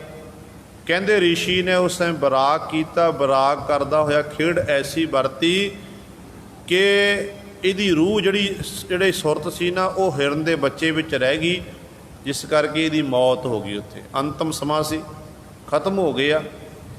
ਖਤਮ ਹੋਇਆ ਤੇ ਇਹਦੇ ਜਿਹੜੇ ਚੇਲੇ ਪਾਲਕੀ ਸੀ ਸਾਰੇ ਇਕੱਠੇ ਹੋਏ। ਇਕੱਠੇ ਹੋ ਕੇ ਉਹਨਾਂ ਨੇ ਸੰਸਕਾਰ ਕਰ ਦਿੱਤਾ। ਸੰਸਕਾਰ ਕਰ ਦਿੱਤੇ, ਨਾਲ ਆਪਣੇ ਗੁਰੂ ਦੀਆਂ ਗੱਲਾਂ ਨੂੰ ਯਾਦ ਕਰਦੇ ਨੇ ਕਿ ਮੇਰਾ ਗੁਰੂ ਜਿਹੜਾ ਹੈ ਮੁਕਤ ਹੋ ਗਿਆ। ਉਹ ਗੁਰੂ ਨੇ ਇਹ ਆਖਿਆ ਸੀ ਕਿ ਜਦੋਂ ਮੈਂ ਚੜ੍ਹਾਈ ਕਰਾਂ ਮੇਰੀ ਮੌਤ ਹੋਵੇਗੀ, ਇਹ ਮੰਦਰ ਦੇ ਟੱਲ ਖੜਕਣਗੇ, ਪਰ ਟੱਲ ਨਹੀਂ ਖੜਕੇ। ਕੀ ਸਾਡੇ ਗੁਰੂ ਜੀ ਮੁਕਤ ਨਹੀਂ ਹੋਏ? ਇੱਕ ਦੂਜੇ ਨਾਲ ਗੱਲਾਂ ਬਾਤਾਂ ਕਰਦੇ ਨੇ ਤੇ ਵਿੱਚ ਕਹਿਣ ਲੱਗੇ ਨਹੀਂ, ਸਾਡਾ ਗੁਰੂ ਤਾਂ ਬੜਾ ਧਰਮਾਤਮਾ ਸੀ ਜੀ, ਉਹ ਤਾਂ ਬੜੀ ਬੰਦਗੀ ਕਰਦਾ ਸੀ, ਉਹ ਤਾਂ ਮੁਕਤ ਹੈ। ਜੋ ਗੁਰੂ ਨੇ ਬਚਨ ਕੀਤੇ ਉਹ ਸੱਤ ਹੁੰਦੇ ਸਨ। ਗੁਰੂ ਜੀ ਮੁਕਤ ਕਿਉਂ ਨਹੀਂ ਹੋਏ? ਮੁਕਤ ਹੋਣਗੇ। ਪਰ ਕਹਿਣ ਲੱਗੇ ਜੇ ਮੁਕਤ ਹੋਏ ਨੇ ਫਿਰ ਇਹ ਮੰਦਰ ਦੇ ਟੱਲ ਕਿਉਂ ਨਹੀਂ ਖੜਕੇ? ਇਹ ਵੀ ਬਚਨ ਸੱਤ ਹੋਣੇ ਚਾਹੀਦੇ ਹਨ। ਇਹ ਗੁਰੂ ਨੇ ਨਿਸ਼ਾਨੀ ਦੱਸੀ ਹੈ। ਸਮਾਂ ਲੰਘਦਾ ਗਿਆ, ਬੜੇ ਉਦਾਸ ਬੈਠੇ ਹੋਏ ਨੇ। ਕਹਿੰਦੇ ਨੇ ਇੰਨੇ ਚਿਰ ਨੂੰ ਨਾਰਦ ਮੁੰਨ ਜੀ ਚੱਲ ਕੇ ਆਏ। ਨਾਰਦ ਮੁੰਨ ਜੀ ਨਾਲ ਇਹਨਾਂ ਲੋਕਾਂ ਕੋਲ ਅੱਗੇ ਪਹੁੰਚੇ, ਕਹਿਣ ਲੱਗੇ ਤੁਸੀਂ ਉਦਾਸ ਕਿਉਂ ਬੈਠੇ, ਕਿਸ ਗੱਲ ਦੀ ਉਡੀਕ ਕਰਦੇ ਹੋ? ਕਹਿਣ ਲੱਗੇ ਨਾਰਦ ਮੁਨੀ ਜੀ, ਸਾਡੇ ਗੁਰੂ ਨੇ ਇਹ ਆਖਣਾ ਕੀਤਾ ਸੀ ਕਿ ਜਦੋਂ ਮੈਂ ਚੜ੍ਹਾਈ ਕਰਾਂਗਾ ਤੇ ਇਹ ਮੰਦਰ ਦੇ ਟੱਲ ਖੜਕਣਗੇ, ਤੁਸੀਂ ਸਮਝ ਜਾਣਾ ਕਿ ਮੇਰਾ ਗੁਰੂ ਮੁਕਤ ਹੋ ਗਿਆ ਹੈ। ਤੇ ਨਾਰਦ ਮੁਨੀ ਜੀ ਕਹਿਣ ਲੱਗੇ ਸੱਚ ਦੱਸਾਂ ਤੁਹਾਨੂੰ, ਮੈਂ ਤੁਹਾਡਾ ਗੁਰੂ ਮੁਕਤ ਨਹੀਂ ਹੋਇਆ। ਕਹਿਣ ਲੱਗੇ ਕਿਵੇਂ ਹੋ ਸਕਦਾ? ਇੰਨੀ ਬੰਦਗੀ ਕਰਨ ਵਾਲਾ ਸਾਡਾ ਗੁਰੂ, ਲੰਮੀਆਂ ਸਮਾਧੀਆਂ ਲਾਉਣ ਵਾਲਾ, ਤੇ ਉਹ ਮੁਕਤ ਕਿਉਂ ਨਹੀਂ ਹੋਇਆ? ਫਿਰ ਨਾਰਦ ਮੁਨੀ ਨੇ ਸਾਰੀ ਗਾਥਾ ਸੁਣਾਈ ਕਿ ਤੁਹਾਡੇ ਗੁਰੂ ਨੇ ਇੱਕ ਹਿਰਨ ਦੇ ਬੱਚੇ ਦੀ ਪਾਲਣਾ ਪੋਸ਼ਣਾ ਕੀਤੀ ਸੀ। ਕਹਿਣ ਲੱਗੇ ਹਾਂਜੀ। ਕਹਿਣ ਲੱਗੇ ਜਦੋਂ ਸ਼ਿਕਾਰੀ ਨੇ ਉਸ ਹਿਰਨ ਦੇ ਬੱਚੇ ਨੂੰ ਮਾਰ ਦਿੱਤਾ, ਤੁਹਾਡੇ ਗੁਰੂ ਦੀ ਸੁਰਤੀ ਰਹਿ ਗਈ ਉਸ ਹਿਰਨ ਦੇ ਬੱਚੇ ਵਿੱਚ, ਜਿਸ ਕਰਕੇ ਇੰਨੇ ਚਿਰ ਨੂੰ ਫਿਰ ਅੰਤਮ ਸਵਾਸ ਸੀ। ਕਹਿੰਦੇ ਤੁਹਾਡਾ ਗੁਰੂ ਵੀ ਚੜ੍ਹਾਈ ਕਰ ਗਿਆ ਤੇ ਸੁਰਤੀ ਹਿਰਨ ਦੇ ਬੱਚੇ ਵਿੱਚ ਰਹਿਣ ਕਰਕੇ ਉਹ ਹਿਰਨ ਦੀ ਜੂਨ ਭੋਗ ਰਿਹਾ ਹੈ। ਗੁਰਬਾਣੀ ਕਹਿੰਦੀ ਹੈ ਜਿੱਥੇ ਜੀਵ ਦੀ ਅੰਤਮ ਵੇਲੇ ਸੁਰਤੀ ਹੁੰਦੀ ਹੈ ਨਾ, ਉਹਦੇ ਮੁਤਾਬਕ ਜੀਵ ਨੂੰ ਉਹ ਜੂਨ ਮਿਲਦੀ ਹੈ। ਆਪਾਂ ਜੀ ਨੇ ਕਈ ਵਾਰੀ ਸ਼ਰਵਣ ਕੀਤਾ, ਅੰਤ ਕਾਜ ਲక్ష్ਮੀ ਸਿਮਰੈ, ਐਸੀ ਚਿੰਤਾ ਮੈਂ ਜੇ ਮਰੈ, ਸਰਪ ਜੋਨ ਬਲ ਬਲ ਉਤਰੈ। ਜਿੱਥੇ ਸੁਰਤੀ ਟੇਕੀ ਤੇ ਮਾਇਆ, ਸੁਰਤੀ ਮਾਇਆ ਵਿੱਚ ਰਹਿਣ ਲੱਗਦੀ, ਗੁਰੂ ਸਵਾਰੇ ਸੱਪ ਬਣਾਂਗੇ। ਫਿਰ ਗੁਰੂ ਸਵਾਰੇ ਇਸ ਤਰ੍ਹਾਂ ਮੋਹ ਨੇ ਐਡੇ ਵੱਡੇ ਰਿਸ਼ੀ ਦੀ ਹਾਲਤ ਖਰਾਬ ਕਰ ਦਿੱਤੀ। ਇਹਦਾ ਮਤਲਬ ਹੁਣ ਇਹ ਨਹੀਂ ਕਿ ਆਪਾਂ ਪਰਿਵਾਰ ਨਾਲ ਮੋਹ ਹੀ ਨਹੀਂ ਕਰਨਾ। ਰਹਿਣਾ ਪਰਿਵਾਰ ਵਿੱਚ ਹੈ, ਸੰਸਾਰ ਵਿੱਚ ਹੈ, ਪਰਿਵਾਰ ਦੀ ਜ਼ਿੰਮੇਵਾਰੀ ਸਾਰੀ ਸਾਂਭਣੀ ਹੈ। ਪਰ ਪਰਿਵਾਰ ਨੂੰ, ਪਰ ਬੱਚੇ ਧੀਆਂ ਨੂੰ ਦੇਖ ਕੇ, ਪਰ ਘਰ ਵਾਲੀ ਨੂੰ ਦੇਖ ਕੇ, ਮਾਤਾ ਪਿਤਾ ਨੂੰ ਦੇਖ ਕੇ ਪ੍ਰਭੂ ਦਾ ਸ਼ੁਕਰ ਕਰਨਾ ਕਿ ਹੇ ਪ੍ਰਭੂ ਜੀ, ਹੇ ਸਤਿਗੁਰੂ ਜੀ, ਤੁਹਾਡਾ ਧੰਨਵਾਦ ਹੈ, ਤੁਸੀਂ ਮੇਰੀ ਟਹਿਲ ਸੇਵਾ ਲਈ ਮੈਨੂੰ ਮੇਰਾ ਪਰਿਵਾਰ ਦੇਣਾ ਕੀਤਾ, ਬੱਚੇ ਦੇਣਾ ਕੀਤੇ ਨੇ। ਬਸ ਮਾਲਕ ਜੀ ਇਹ ਕਿਰਪਾ ਕਰਨੀ, ਇਹਨਾਂ ਵਿੱਚ ਖਚਤ ਹੋ ਗਏ ਕਿਤੇ ਮੈਂ ਤੈਨੂੰ ਨਾ ਭੁੱਲ ਜਾਵਾਂ, ਤੈਨੂੰ ਨਾ ਵਿਸਾਰ ਦੇਵਾਂ, ਤੈਨੂੰ ਮੈਂ ਦਿਨ ਰਾਤ ਹਰ ਸਮੇਂ ਯਾਦ ਕਰਦਾ ਰਹਾਂ। ਸੋ ਗੁਰੂ ਸਵਾਰੇ ਇਸ ਪ੍ਰਕਾਰ ਇਹ ਜਿਹੜੇ ਪੰਜ ਨੇ, ਪੰਜਾਂ ਨੇ ਕਹਿੰਦੇ ਜੀਵ ਤੇ ਇਹ ਪੰਜੇ ਹਾਵੀ ਹੋਏ ਫਿਰਦੇ ਹਨ। ਸਤਿਗੁਰੂ ਕਹਿੰਦੇ ਜੇ ਤਿਆਗੀ ਬਣਨਾ ਨਾ, ਤਿਆਗੀ ਕਹਿੰਦੇ ਫਿਰ ਤੂੰ ਇੰਜ ਕਰ, ਤਿਆਗਨਾ ਤਿਆਗਨ ਨੀਕਾ, ਚੰਗਾ ਤਿਆਗਣਾ ਕਹਿੰਦੇ ਇਹ ਹੈ, ਕਹਿੰਦੇ ਆਪਣੇ ਹਿਰਦੇ ਅੰਦਰ ਕਾਮ ਕ੍ਰੋਧ ਲੋਭ ਤਿਆਗਣਾ। ਇਹਨਾਂ ਦਾ ਕਹਿੰਦੇ ਕਾਮ ਦਾ, ਕ੍ਰੋਧ ਦਾ, ਲੋਭ ਦਾ ਇਤਿਆਦਕ ਇਹਨਾਂ ਦਾ ਤਿਆਗ ਕਰ, ਕਹਿੰਦੇ ਇਹ ਚੰਗਾ ਤਿਆਗ ਹੈ। ਮੰਗਨਾ ਮੰਗਨ ਨੀਕਾ, ਹਰ ਜਸ ਗੁਰ ਤੇ ਮੰਗਨਾ। ਹੁਣ ਪਦਾਰਥਵਾਦੀ ਸੋਚ ਵਾਲਾ ਹੋਣ ਕਰਕੇ ਮਨੁੱਖ ਨਿਤਾ ਪ੍ਰਤੀ ਪ੍ਰਮਾਤਮਾ ਪਾਸੋਂ ਮੰਗਦਾ, ਗੁਰੂ ਪਾਸੋਂ ਮੰਗਦਾ। ਪ੍ਰਮਾਤਮਾ ਆਪਾਂ ਮੰਗਦੇ ਹਾਂ, ਸਾਡੀਆਂ ਨਿਤਾ ਪ੍ਰਤੀ ਗੁਰੂ ਸਾਹਿਬਾਨ ਦੇ ਚਰਨਾਂ 'ਚ ਅਰਦਾਸਾਂ ਹੁੰਦੀਆਂ ਨੇ ਕਿ ਸੱਚੇ ਪਾਤਸ਼ਾਹ ਸਾਨੂੰ ਦੁੱਧ ਦੀ ਦਾਤ, ਪੁੱਤ ਦੀ ਦਾਤ ਦੇਵੋ, ਸਾਡਾ ਕਾਰੋਬਾਰ ਚੰਗਾ ਹੋਵੇ, ਬੀਜਿਆ ਸਾਡਾ ਹਰਿਆ ਹੋਵੇ। ਇਹ ਸਾਡੀਆਂ ਅਰਦਾਸਾਂ ਹੁੰਦੀਆਂ ਨੇ। ਤੰਦਰੁਸਤੀ ਦੀ ਦਾਤ ਮੰਗਦੇ ਹਾਂ। ਮਨੁੱਖ ਨੂੰ ਮੰਗਣ ਦੀ ਆਦਤ ਸਾਰੀ ਉਮਰ ਹੀ ਮੰਗਦਾ ਰਹਿੰਦਾ, ਬਚਪਨ ਤੋਂ ਲੈ ਕੇ ਬੁਢਾਪੇ ਤੱਕ, ਅੰਤਮ ਸਮੇਂ ਤੱਕ ਮਨੁੱਖ ਕਿਸੇ ਨਾ ਕਿਸੇ ਪਾਸੋਂ ਮੰਗਦਾ ਹੈ। ਪਰ ਸਤਿਗੁਰੂ ਕਹਿੰਦੇ ਜੇ ਮੰਗਣਾ ਹੀ ਹੈ ਨਾ ਤੇ ਮੰਗਣ ਵਾਲੀ ਦਾਤ ਮੰਗ। ਮੰਗਣਾ ਉਹ ਚੰਗਾ ਹੈ ਕਿਹੜਾ, ਹਰ ਜਸ ਗੁਰ ਤੇ ਮੰਗਣਾ। ਗੁਰੂ ਪਾਤਸ਼ਾਹ ਚਰਨਾਂ 'ਚ ਬੇਨਤੀ ਕਰਕੇ, ਪਾਤਸ਼ਾਹ ਮੇਰੇ ਤੇ ਬਖਸ਼ਿਸ਼ ਕਰ, ਰਹਿਮਤ ਕਰ, ਮੈਨੂੰ ਹਰੀ ਦਾ ਜਸ ਦੇਣਾ ਕਰ, ਮੈਂ ਹਰੀ ਦਾ ਜਸ ਕਰਾਂ, ਹਰੀ ਦੀ ਵਡਿਆਈ ਕਰਾਂ, ਮੈਂ ਗੁਰੂ ਗੁਰੂ ਜਪਾਂ। ਫਿਰ ਜਦੋਂ ਅਸੀਂ ਇਹ ਮੰਗਾਂਗੇ, ਇਹ ਮੰਗ ਤੇਰੀ ਚੰਗੀ ਹੈ। ਤੇ ਸਤਿਗੁਰੂ ਕਹਿੰਦੇ ਇਸ ਤਰ੍ਹਾਂ ਤੂੰ ਮੰਗੇਗਾ, ਤੈਨੂੰ ਜੋ ਮੰਗੇਗਾ ਉਹ ਮਿਲ ਜਾਵੇਗਾ ਪਰਮਾਤਮਾ ਦਰ ਤੋਂ। ਤੇ ਜੇ ਇਹੋ ਜਿਹੀ ਮੰਗ ਤੈਂ ਰੱਖ ਲਈ ਕਿ ਨਹੀਂ ਸਤਿਗੁਰੂ ਮੈਂ ਨਹੀਂ ਲੈਣਾ ਕੁਝ ਵੀ, ਮੈਨੂੰ ਤਾਂ ਕੇਵਲ ਨਾਮ ਦੀ ਦਾਤ, ਨਾਮ ਦੀ ਖੁਮਾਰੀ ਚਾਹੀਦੀ ਹੈ, ਤੇ ਗੁਰੂ ਦੀਆਂ ਫਿਰ ਖੁਸ਼ੀਆਂ ਬਹੁਤ ਜ਼ਿਆਦਾ ਪ੍ਰਾਪਤ ਹੋਣੀਆਂ ਨੇ। ਬਹੁਤ ਸਾਰੇ ਇਹੋ ਜਿਹੇ ਸਿੱਖ ਸੀ ਜਿਹੜੇ ਸਤਿਗੁਰੂ ਪਾਤਸ਼ਾਹ ਦੇ ਚਰਨਾਂ 'ਚ ਆ ਕੇ ਅਰਦਾਸਾਂ ਬੇਨਤੀਆਂ ਕਰਦੇ ਸਨ, ਤੇ ਗੁਰੂ ਪਾਤਸ਼ਾਹ ਮਹਾਰਾਜ ਜੀ ਪੁੱਛਦੇ ਸੀ ਕਿ ਦੱਸੋ ਭਾਈ ਤੈਨੂੰ ਕੀ ਚਾਹੀਦਾ। ਤੇ ਅੱਗੋਂ ਸਿੱਖ ਕਹਿੰਦੇ ਪਾਤਸ਼ਾਹ ਸਾਨੂੰ ਕੁਝ ਨਹੀਂ ਚਾਹੀਦਾ, ਸਿੱਖੀ ਦੀ ਦਾਤ ਦੇ ਦਿਓ ਜੀ, ਸਾਨੂੰ ਸਿੱਖੀ ਦੀ ਦਾਤ ਚਾਹੀਦੀ ਹੈ, ਸਾਨੂੰ ਅੰਮ੍ਰਿਤ ਵੇਲਾ ਚਾਹੀਦਾ, ਬਸ ਹੋਰ ਕੁਝ ਨਹੀਂ ਚਾਹੀਦਾ। ਤੇ ਇਸ ਤਰ੍ਹਾਂ ਗੁਰੂ ਸਰ ਇਹ ਮੰਗਿਆ ਹੋਇਆ, ਜੇ ਮੰਗਣਾ ਹੀ ਹੈ ਸਤਿਗੁਰੂ ਗੁਰੂ ਦਾ ਜਸ ਮੰਗ, ਵਡਿਆਈ ਮੰਗ ਪਰਮੇਸ਼ਰ ਦੀ। ਕਹਿੰਦੇ ਇਹੀ ਤੇਰੇ ਲਈ ਲਾਭਦਾਇਕ ਹੈ। ਜਾਗਨਾ ਜਾਗਨ ਨੀਕਾ, ਹਰ ਕੀਰਤਨ ਮਹਿ ਜਾਗਨਾ। ਜਾਗਨਾ ਜਾਗਨ ਨੀਕਾ, ਆਮ ਤੌਰ 'ਤੇ ਹਿੰਦੁਸਤਾਨ ਦੀ ਧਰਤੀ ਉੱਤੇ ਦੇਵੀ ਦੇਵਤਿਆਂ ਦਾ ਇਹ ਗੁਰੂ ਸਵਾਰੇ, ਗੁਰੂਆਂ ਦਾ, ਪੀਰਾਂ ਦਾ ਇਹ ਜਿਹੜਾ ਦੇਸ਼ ਹੈ, ਇਸ ਧਰਤੀ ਦੇ ਉੱਤੇ ਬਹੁਤ ਸਾਰੇ ਲੋਕ ਇਹੋ ਜਿਹੇ ਨੇ ਜਿਹੜੇ ਦੇਵੀ ਦੇਵਤਿਆਂ ਦੀ ਉਪਾਸਨਾ ਕਰਦੇ ਹਨ। ਹਾਲਾਂਕਿ ਗੁਰੂ ਸਾਹਿਬਾਨ ਨੇ ਸਾਨੂੰ ਇੱਕ ਅਕਾਲ ਪੁਰਖ ਦੇ ਲੜ ਲਾ ਦਿੱਤਾ ਹੈ, ਪਰ ਮਾਫ਼ ਕਰਨਾ ਬਹੁਤ ਸਾਰੇ ਪਰਿਵਾਰ, ਸਿੱਖ ਪਰਿਵਾਰ ਵੀ ਇਹੋ ਜਿਹੇ ਨੇ ਜਿਹੜੇ ਆਪਣੇ ਘਰਾਂ ਵਿੱਚ ਦੇਵੀ ਦੇਵਤਿਆਂ ਦੀ ਪੂਜਾ ਕਰਦੇ ਹਨ। ਜਿਸ ਗੁਰੂ ਗ੍ਰੰਥ ਸਾਹਿਬ ਮਹਾਰਾਜ ਨੂੰ ਆਪਾਂ ਮੱਥਾ ਟੇਕਦੇ ਹਾਂ, ਉਹ ਗੁਰੂ ਗ੍ਰੰਥ ਸਾਹਿਬ ਮਹਾਰਾਜ ਜੀ ਇਸ ਦੇਵੀ ਦੇ ਬਾਬਤ ਆਖਦੇ ਹਨ ਕਿ ਤੂੰ ਕਹੀਅਤ ਹੀ ਆਦ ਭਵਾਨੀ, ਮੁਕਤ ਕੀ ਬਰੀਆ ਕਹਾਂ ਛਪਾਨੀ। ਦੇਵੀ ਦੀ ਉਪਾਸਨਾ ਕੀਤੀ ਭਗਤ ਜੀ ਨੇ, ਦੇਵੀ ਪ੍ਰਗਟ ਹੋ ਗਈ ਤੇ ਦੇਵੀ ਨੂੰ ਕਹਿਣ ਲੱਗੇ ਕਿ ਮੈਨੂੰ, ਦੇਵੀ ਕਹਿਣ ਲੱਗੀ ਦੱਸ ਕੀ ਮੰਗਦਾ, ਜੋ ਮੰਗੇਗਾ ਤੈਨੂੰ ਮੈਂ ਦੇ ਦਿਆਂਗਾ, ਦੁੱਧ ਦੇ ਦਿਆਂ, ਪੁੱਤ ਦੇ ਦਿਆਂ, ਚੰਗੀ ਮਾਇਆ ਦੇ ਦਿਆਂ, ਸਾਰੇ ਸੁੱਖ ਤੈਨੂੰ ਦੇ ਦਿਆਂ, ਦੱਸ ਕੀ ਮੰਗਦਾ। ਤੇ ਅੱਗੋਂ ਭਗਤ ਜੀ ਕਹਿਣ ਲੱਗੇ ਕਿ ਮੈਨੂੰ ਮੁਕਤੀ ਦੇਣਾ ਕਰ।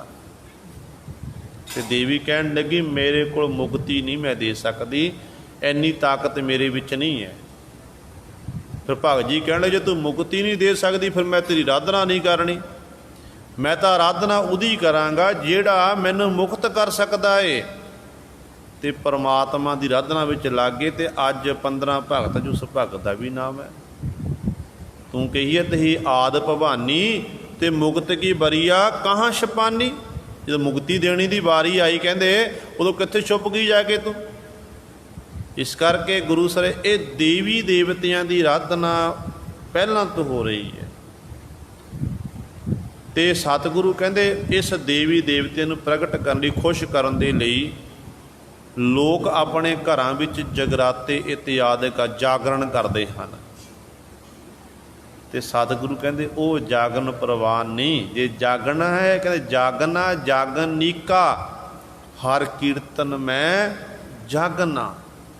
ਤੇਰੇ ਚੰਗਾ ਜਾਗਣਾ ਇਹ ਹੈ ਤੂੰ ਹਰੀ ਦੀ ਕੀਰਤੀ ਵੀ ਜਾਗਣਾ ਕਰ, ਹਰੀ ਦਾ ਜਸ ਕਰ, ਹਰੀ ਦਾ ਵਡਿਆਈ ਕਰ। ਚਾਹੇ ਤੂੰ ਗਾ ਕੇ ਕਰ, ਚਾਹੇ ਤੂੰ ਬੋਲ ਕੇ ਕਰ, ਚਾਹੇ ਤੂੰ ਸੁਣ ਕੇ ਕਰਨਾ ਕਰ, ਪਰ ਉਸ ਮਾਲਕ ਦੀ ਵਡਿਆਈ ਵਿੱਚ ਸਾਰੀ ਰਾਤ ਜਾਗਦਾ ਰਹਿ, ਤੈਨੂੰ ਮਾਲਕ ਦੇ ਦਰ ਤੋਂ ਖੁਸ਼ੀਆਂ ਮਿਲ ਜਾਣਗੀਆਂ। ਇਹ ਜਾਗਣਾ ਹੀ ਹੈ। ਕਹਿੰਦੇ ਇਹ ਕਰਮ ਕਰਨਾ ਕਰ, ਲਾਗਨਾ ਲਾਗਨ ਨੀਕਾ, ਗੁਰ ਚਰਣੀ ਮਨ ਲਾਗਨਾ। ਹੁਣ ਅਗਲਾ ਬਚਨ ਸਤਿਗੁਰੂ ਜੀ ਕਰ ਰਹੇ ਨੇ ਮਨ ਦੇ ਲੱਗਣ ਦੇ।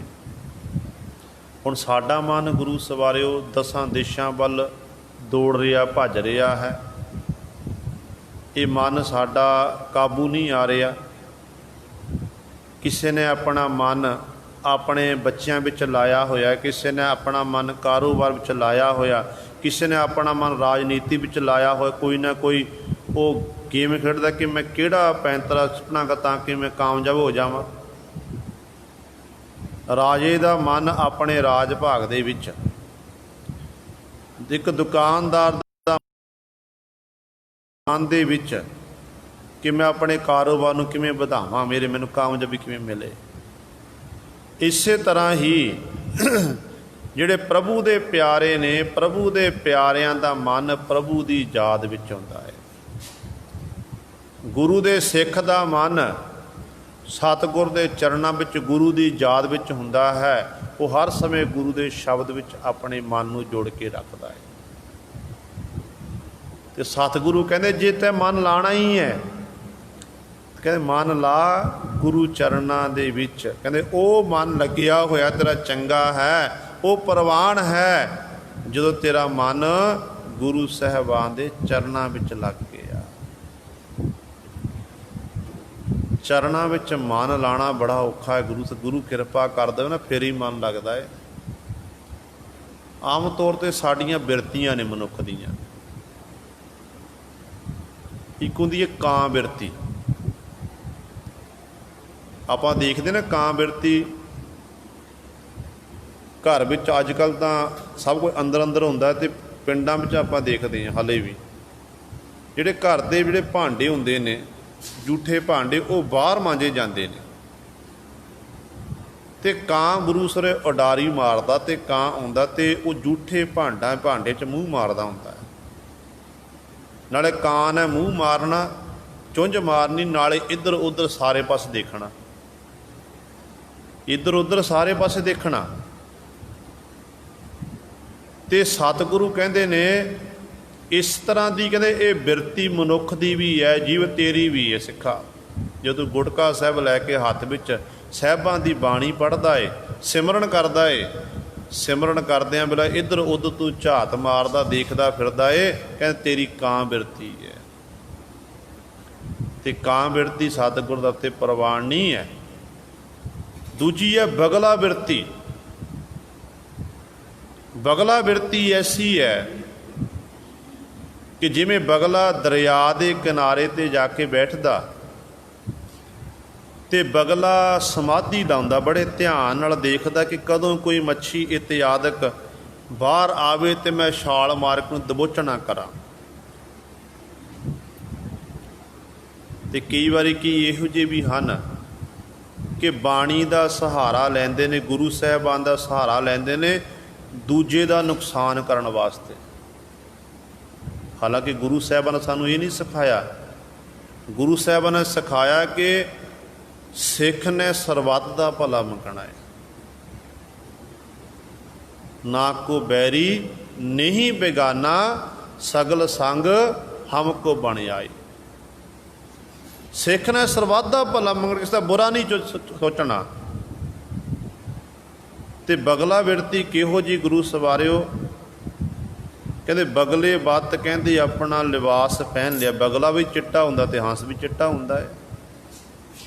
ਲੋਕਾਂ ਵਿੱਚ ਬੜਾ ਸਤਿਕਾਰ, ਮਾਣ ਸਨਮਾਨ। ਪਰ ਗੁਰੂ ਸਵਾਰਿਓ ਅੰਦਰ ਜਿਹੜਾ ਸਾਰਾ ਪਖੰਡ ਚੱਲ ਰਿਹਾ ਹੈ, ਅੰਦਰ ਇੱਕ ਵੀ ਰੱਬ ਦੀ ਘਰ ਦੀ ਗੱਲ ਨਹੀਂ ਹੈ। ਦੁਨੀਆ ਦੇ ਲੋਕਾਂ ਨੂੰ ਭੇਖ ਦਿਖਾ ਕੇ ਭੌਂਦੂ ਬਣਾ ਰਹੇ ਆ। ਇਹ ਬਗਲਾ ਬਿਰਤੀ ਵੀ ਸਤਿਗੁਰ ਦਰ 'ਤੇ ਪ੍ਰਵਾਨ ਨਹੀਂ ਹੈ। ਅਤੇ ਅਗਲੀ ਹੈ ਹੰਸ ਬਿਰਤੀ। ਸਿੱਖ ਦੀ ਜਿਹੜੀ ਬਿਰਤੀ ਹੈ, ਹੰਸ ਬਿਰਤੀ ਹੈ। ਸਿੱਖ ਨੇ ਆਪਣੀ ਹੰਸ ਬਿਰਤੀ ਬਣਾਉਣੀ ਹੈ।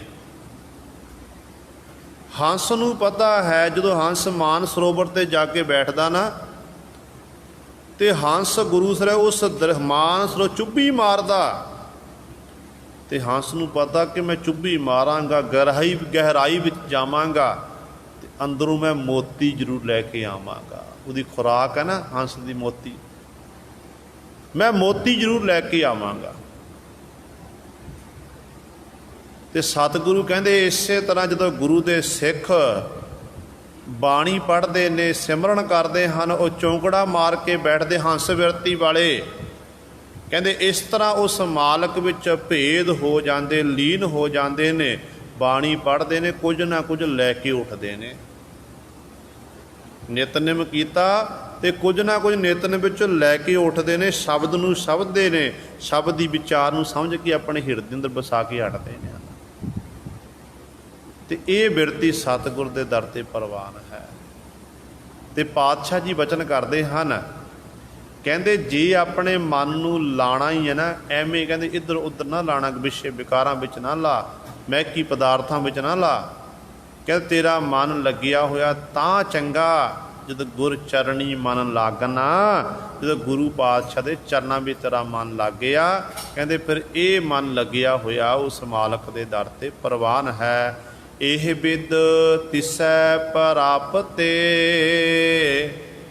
ਜਾ ਕੈ ਮਸਤਕ ਭਾਗਨਾ। ਪਰ ਸਤਿਗੁਰੂ ਜੀ ਨੇ ਅਖੀਰ ਵਿੱਚ ਗੱਲ ਹੀ ਮੁਕਾ ਦਿੱਤੀ ਕਿ ਸਾਰਿਆਂ ਨੂੰ ਇਹ ਬਿਰਤੀ ਨਹੀਂ ਪ੍ਰਾਪਤ ਹੋ, ਸਾਰਿਆਂ ਦਾ ਮਨ ਗੁਰੂ ਚਰਨਾਂ ਵਿੱਚ ਨਹੀਂ ਲੱਗ ਸਕਦਾ। ਪਾਤਸ਼ਾਹ ਕਹੇ ਇਹ ਬਿਦ ਸਹਿ ਪ੍ਰਾਪਤ, ਇਹ ਬਿਦ, ਇਹ ਤਰੀਕਾ, ਇਹ ਜੁਗਤੀ ਉਹਨੂੰ ਪ੍ਰਾਪਤ ਹੁੰਦੀ ਹੈ, ਅਵਸਰ ਉਹਨੂੰ ਪ੍ਰਾਪਤ ਹੁੰਦਾ ਹੈ। ਜਾ ਕੇ ਮਸਤਕ ਭਾਗਨਾ, ਜਿਹਦੇ ਮੱਥੇ ਦੇ ਚੰਗੇ ਭਾਗ ਨੇ, ਜਿਹੜਾ ਧੁਰੋਂ ਦਰਗਾਹੋਂ ਬਖਸ਼ਿਸ਼ ਦਾ ਪਾਤਰ ਬਣਿਆ ਹੈ, ਜਿਹਦੇ ਉੱਤੇ ਗੁਰੂ ਦੀ ਮਿਹਰ ਹੋ ਜਾਂਦੀ ਹੈ, ਕਿਰਪਾ ਹੋ ਜਾਂਦੀ ਹੈ। ਕਹਿੰਦੇ ਫਿਰ ਉਹੀ ਕਹਿੰਦੇ ਆਪਣੇ ਮਨ ਨੂੰ ਗੁਰੂ ਚਰਨਾਂ ਵਿੱਚ ਲਾ ਸਕਦਾ ਹੈ, ਉਹਦਾ ਮਨ ਜੁੜ ਸਕਦਾ ਹੈ। ਕਹੋ ਨਾਨਕ ਤਿਸ ਸਭ ਕੇ ਸ਼ਨੀਕਾ, ਜੋ ਪ੍ਰਭ ਕੀ ਸਰਨਾਗਨਾ। ਕਹੋ ਨਾਨਕ, ਨਾਨਕ ਗੁਰੂ ਜੀ ਕਹਿ ਰਹੇ ਨੇ, ਉਚਾਰਨ ਕਰ ਰਹੇ ਹਨ ਕਿ ਤਿਸ ਸਭ ਕਿਛ ਨੀਕਾ, ਉਹਦੇ ਲਈ ਸਭ ਕੁਝ ਨੀਕਾ ਹੈ, ਚੰਗਾ ਹੈ। ਕਿਹਦੇ ਲਈ? ਜੋ ਪ੍ਰਭ ਕੀ ਸਰਨਾਗਣਾ, ਜਿਨ੍ਹਾਂ ਨੇ ਪ੍ਰਭੂ ਪਰਮਾਤਮਾ ਦੀ ਸ਼ਰਨਾਗਣਾ, ਸ਼ਰਨ ਤੱਕੀ ਹੈ। ਕਿਉਂਕਿ ਮਾਲਕ ਦੀ ਸ਼ਰਨ ਵਿੱਚ ਆਉਣ ਦਾ ਐਡਾ ਵੱਡਾ ਫਲ ਹੁੰਦਾ ਹੈ। ਆਪਾਂ ਰੋਜ਼ਾਨਾ ਸਤਿਗੁਰੂ ਜੀ ਬਚਨ ਪੜ੍ਹਦੇ ਹਾਂ, ਬਹੁਤ ਸਾਰੇ ਪ੍ਰਮਾਣ ਸਾਨੂੰ ਗੁਰਬਾਣੀ ਵਿੱਚ ਮਿਲਦੇ ਨੇ। ਭੱਟ ਜੀ ਗੁਰੂ ਅਮਰਦਾਸ ਪਾਤਸ਼ਾਹ ਦੀ ਸਿਫਤ ਵਿੱਚ, ਵਡਿਆਈ ਵਿੱਚ, ਵਾਹਿਗੁਰੂ ਗੁਰੂ ਅੰਗਦ ਦੇਵ ਮਹਾਰਾਜ ਦੀ ਸਿਫਤ ਵਿੱਚ ਬਚਨ ਕਰਦੇ ਨੇ ਕਿ ਆਮਿਆਂ ਦ੍ਰਿਸ਼ਟ ਸ਼ੁਭ ਕਰੈ, ਹਰਹਿ ਅਗ ਪਾਪ ਸਕਲ ਮਲ, ਕਾਮ ਕ੍ਰੋਧ ਅਰ ਲੋਭ ਮੋਹ, ਬਸ ਕਰੈ ਸਭੈ ਬਲ, ਸਦਾ ਸੁਖ ਮਨ ਵਸੈ, ਦੁਖ ਸੰਸਾਰ ਹੈ ਖੋਬਹਿ, ਗੁਰ ਨਭ ਨਿਧ ਦਰਿਆਓ, ਜਨਮ ਹਮ ਕਾਲਕ ਧੋਵੈ। ਸੋ ਕਹੋ ਟਲ ਗੁਰ ਸੇਵੀਐ, ਅਹਨਿਸ ਸਹਿਜ ਸੁਭਾਏ, ਦਰਸ਼ਨ ਪਰਸੈ ਗੁਰੂ ਕੈ, ਜਨਮ ਮਰਨ ਦੁੱਖ ਜਾਏ। ਭੱਟ ਜੀ ਨੇ ਦੱਸ ਦਿੱਤਾ, ਟਲਨਾਮੇ ਭੱਟ ਜੀ ਕਹਿੰਦੇ ਨੇ, ਕਹਿੰਦੇ ਹੇ ਗੁਰੂ ਅੰਗਦ ਦੇ ਮਹਾਰਾਜ ਜੀ, ਤੁਹਾਡੀ ਨਿਗਾਹ ਵਿੱਚ ਅੰਮ੍ਰਿਤ ਹੈ। ਜਿਹਦੇ ਉੱਤੇ ਤੁਹਾਡੀ ਨਿਗਾਹ ਪੈ ਜਾਂਦੀ ਨਾ, ਤੁਹਾਡੀ ਨਿਗਾਹ ਪੈਣ ਦੇ ਨਾਲ ਉਹਦਾ ਜੀਵਨ ਅੰਮ੍ਰਿਤ ਬਣ ਜਾਂਦਾ ਹੈ। ਸ਼ੁਭ ਕਰੈ ਹਰੈ ਅਗ ਪਾਪ ਸਗਲ ਮਲ, ਤੁਹਾਡੀ ਜਿਹਦੇ ਉੱਤੇ ਨਿਗਾਹ ਪੈ ਗਈ ਨਾ, ਮਿਹਰ ਹੋ ਗਈ, ਕਹਿੰਦੇ ਉਹਦੇ ਜਿੰਨੇ ਵੀ ਕੀਤੇ ਹੋਏ ਪਾਪ ਨੇ, ਪਾਪਾਂ ਦੀ ਮੈਲ ਕੱਤਰ ਕੀਤੀ ਹੋਈ ਹੈ, ਵਿਕਾਰਾਂ ਦੀ ਮੈਲ, ਇਹ ਸਾਰੀ ਆਪ ਜੀ ਦੀ ਦ੍ਰਿਸ਼ਟੀ ਨਾਲ ਦੂਰ ਹੋ ਜਾਂਦੀ ਹੈ। ਕਾਮ ਕ੍ਰੋਧ ਅਰ ਲੋਭ ਮੋਹ, ਬਸ ਕਰੈ ਸਭੈ ਬਲ, ਜਿਹਦੇ ਉੱਤੇ ਤੁਹਾਡੀ ਮਿਹਰ ਹੁੰਦੀ ਹੈ, ਤੁਸੀਂ ਤੱਕ ਲੈਂਦੇ ਨੇ ਮਿਹਰ ਪਰ ਨਿਗਾਹ ਦੇ ਨਾਲ। ਜਿਹੜੇ ਇਹ ਪੰਜ ਬਸ ਵਿੱਚ ਨਹੀਂ ਆਉਂਦੇ, ਜਿਨ ਪੰਜਾਂ ਨੇ ਜੀਵ ਦੇ ਉੱਤੇ ਹਾਵੀ ਹੋਏ ਫਿਰਦੇ ਨੇ ਪੰਜੇ, ਕਹਿੰਦੇ ਇਹ ਫਿਰ ਜਦੋਂ ਜੀ ਗੁਰੂ ਦੀ ਕਿਰਪਾ ਹੁੰਦੀ ਹੈ, ਰਹਿਮਤ ਹੁੰਦੀ ਹੈ ਨਾ, ਗੁਰੂ ਪਾਤਸ਼ਾਹ ਕਿਰਪਾ ਦ੍ਰਿਸ਼ਟੀ ਦੇ ਰਾਹੀਂ ਉਹ ਜੇਕ ਨੂੰ ਫਿਰ ਜੁਗਤੀ ਸਿਖਾ ਦਿੰਦੇ ਨੇ, ਜਿਹਦੇ ਰਾਹੀਂ ਇਹ ਪੰਜੇ ਫਿਰ ਬੱਸ ਵਿੱਚ ਆ ਜਾਂਦੇ ਹਨ। ਸਦਾ ਸੁਖ ਮਨ ਵਸੈ, ਦੁੱਖ ਸੰਸਾਰ ਹੈ ਖੋਵੈ। ਫਿਰ ਉਸ ਜੀਵ ਦੇ ਅੰਦਰ ਸਦੀਵੀ ਕਾਲ ਲਈ ਮਨ ਦੇ ਵਿੱਚ ਸੁੱਖ ਵਸਦੇ ਨੇ, ਸੰਸਾਰੀ ਜਿਹੜੇ ਦੁੱਖ ਨੇ ਨਾ ਉਹ ਦੂਰ ਹੋ ਜਾਂਦੇ ਹਨ। ਕਿਉਂਕਿ ਜਿਹਦੇ ਅੰਦਰ ਪਰਮਾਤਮਾ ਦਾ ਨਾਮ ਹੈ, ਜਿਹਦਾ ਪਰਮਾਤਮਾ ਦੇ ਚਰਨਾਂ ਵਿੱਚ, ਗੁਰੂ ਦੇ ਚਰਨਾਂ ਮਨ ਖੁੱਭ ਗਿਆ, ਫਿਰ ਉਹ ਦੁਨੀਆ ਦੇ ਦੁੱਖਾਂ ਦੀ ਪਰਵਾਹ ਨਹੀਂ ਕਰਦੇ।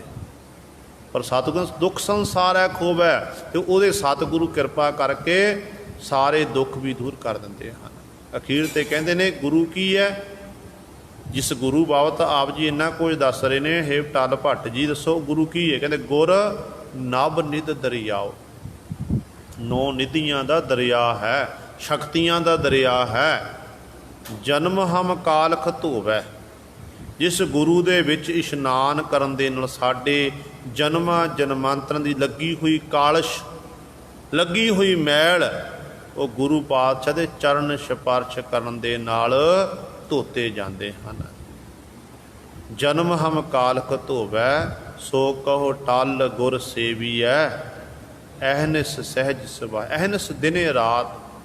ਕਹਿੰਦੇ ਟਲ ਜੀ ਕਹਿੰਦੇ ਨੇ ਮੈਂ ਉਸ ਮਾਲਕ ਨੂੰ, ਐਸੇ ਗੁਰੂ ਨੂੰ ਐਨ ਦਿਨ ਰਾਤ ਕਹਿੰਦੇ ਸੇਵਨ ਕਰਦਾ, ਚੇਤੇ ਕਰਦਾ ਗੁਰੂ ਅੰਗਦ ਦੇਵ ਮਹਾਰਾਜ ਨੂੰ। ਦਰਸ਼ਨ ਪਰਸਿਆ ਗੁਰੂ ਕੈ, ਜਨਮ ਮਰਨ ਦੁੱਖ ਜਾਏ। ਇਸ ਗੁਰੂ ਦੇ ਦਰਸ਼ਨ ਪਰਸਨ ਨਾਲ, ਚਰਨ ਸਪਰਸ਼ ਕਰਨ ਦੇ ਨਾਲ ਜਨਮਾਂ ਜਨਮਾਂਤਰਾਂ ਦੇ ਜਿਹੜੇ ਦੁੱਖ ਨੇ, ਬਾਰ-ਬਾਰ ਜੰਮਣਾ ਤੇ ਮਰਨਾ, ਇਹ ਸਾਰਾ ਦੁੱਖ ਚਲਿਆ ਜਾਂਦਾ ਹੈ, ਖਤਮ ਹੋ ਜਾਂਦਾ ਹੈ। ਇਸ ਕਰਕੇ ਸਤਿਗੁਰੂ ਕਹਿੰਦੇ ਨੇ ਕਹੋ ਨਾਨਕ ਤਿਸ ਸਭ ਕਿਛ ਨੀਕਾ, ਜੋ ਪ੍ਰਭ ਕੀ ਸਰਨਾਗਣਾ। ਜਿਨ੍ਹਾਂ ਨੇ ਭਾਈ ਪ੍ਰਭੂ ਦੀ ਸ਼ਰਨ ਤੱਕਣਾ ਕੀਤੀ ਹੈ, ਗੁਰੂ ਦੀ ਸ਼ਰਨ ਵਿੱਚ ਆਏ ਨੇ, ਉਹਦੇ ਲਈ ਸਭ ਕੁਝ ਚੰਗਾ ਹੈ। ਉਹ ਸੰਸਾਰ ਵਿੱਚ ਰਹਿੰਦਿਆਂ ਹੋਇਆਂ ਵੀ ਸੰਸਾਰ ਦੇ ਸਾਰੇ ਕਾਰ ਵਿਹਾਰ ਵੀ ਕਰਦਾ ਹੈ, ਪਰ ਰਹਿੰਦਾ ਫਿਰ ਵੀ ਸੰਸਾਰ ਤੋਂ ਉਪਰਾਮ ਹੈ। ਇਹ ਸਤਿਗੁਰੂ ਪਾਤਸ਼ਾਹ ਮਹਾਰਾਜ ਨੇ ਸਾਡੇ ਉੱਤੇ ਕਿਰਪਾ ਕੀਤੀ ਹੈ। ਦਾਸ ਤੋਂ ਬੋਲਦਿਆਂ ਤੋਂ ਇੱਕ ਨਹੀਂ ਅਨੇਕਾਂ ਗਲਤੀਆਂ ਹੋ ਗਈਆਂ ਹੋਣਗੀਆਂ। ਸੰਗਤ ਅਤੇ ਸਤਿਗੁਰੂ ਬਖਸ਼ਣ ਯੋਗ ਹਨ। ਭੁੱਲ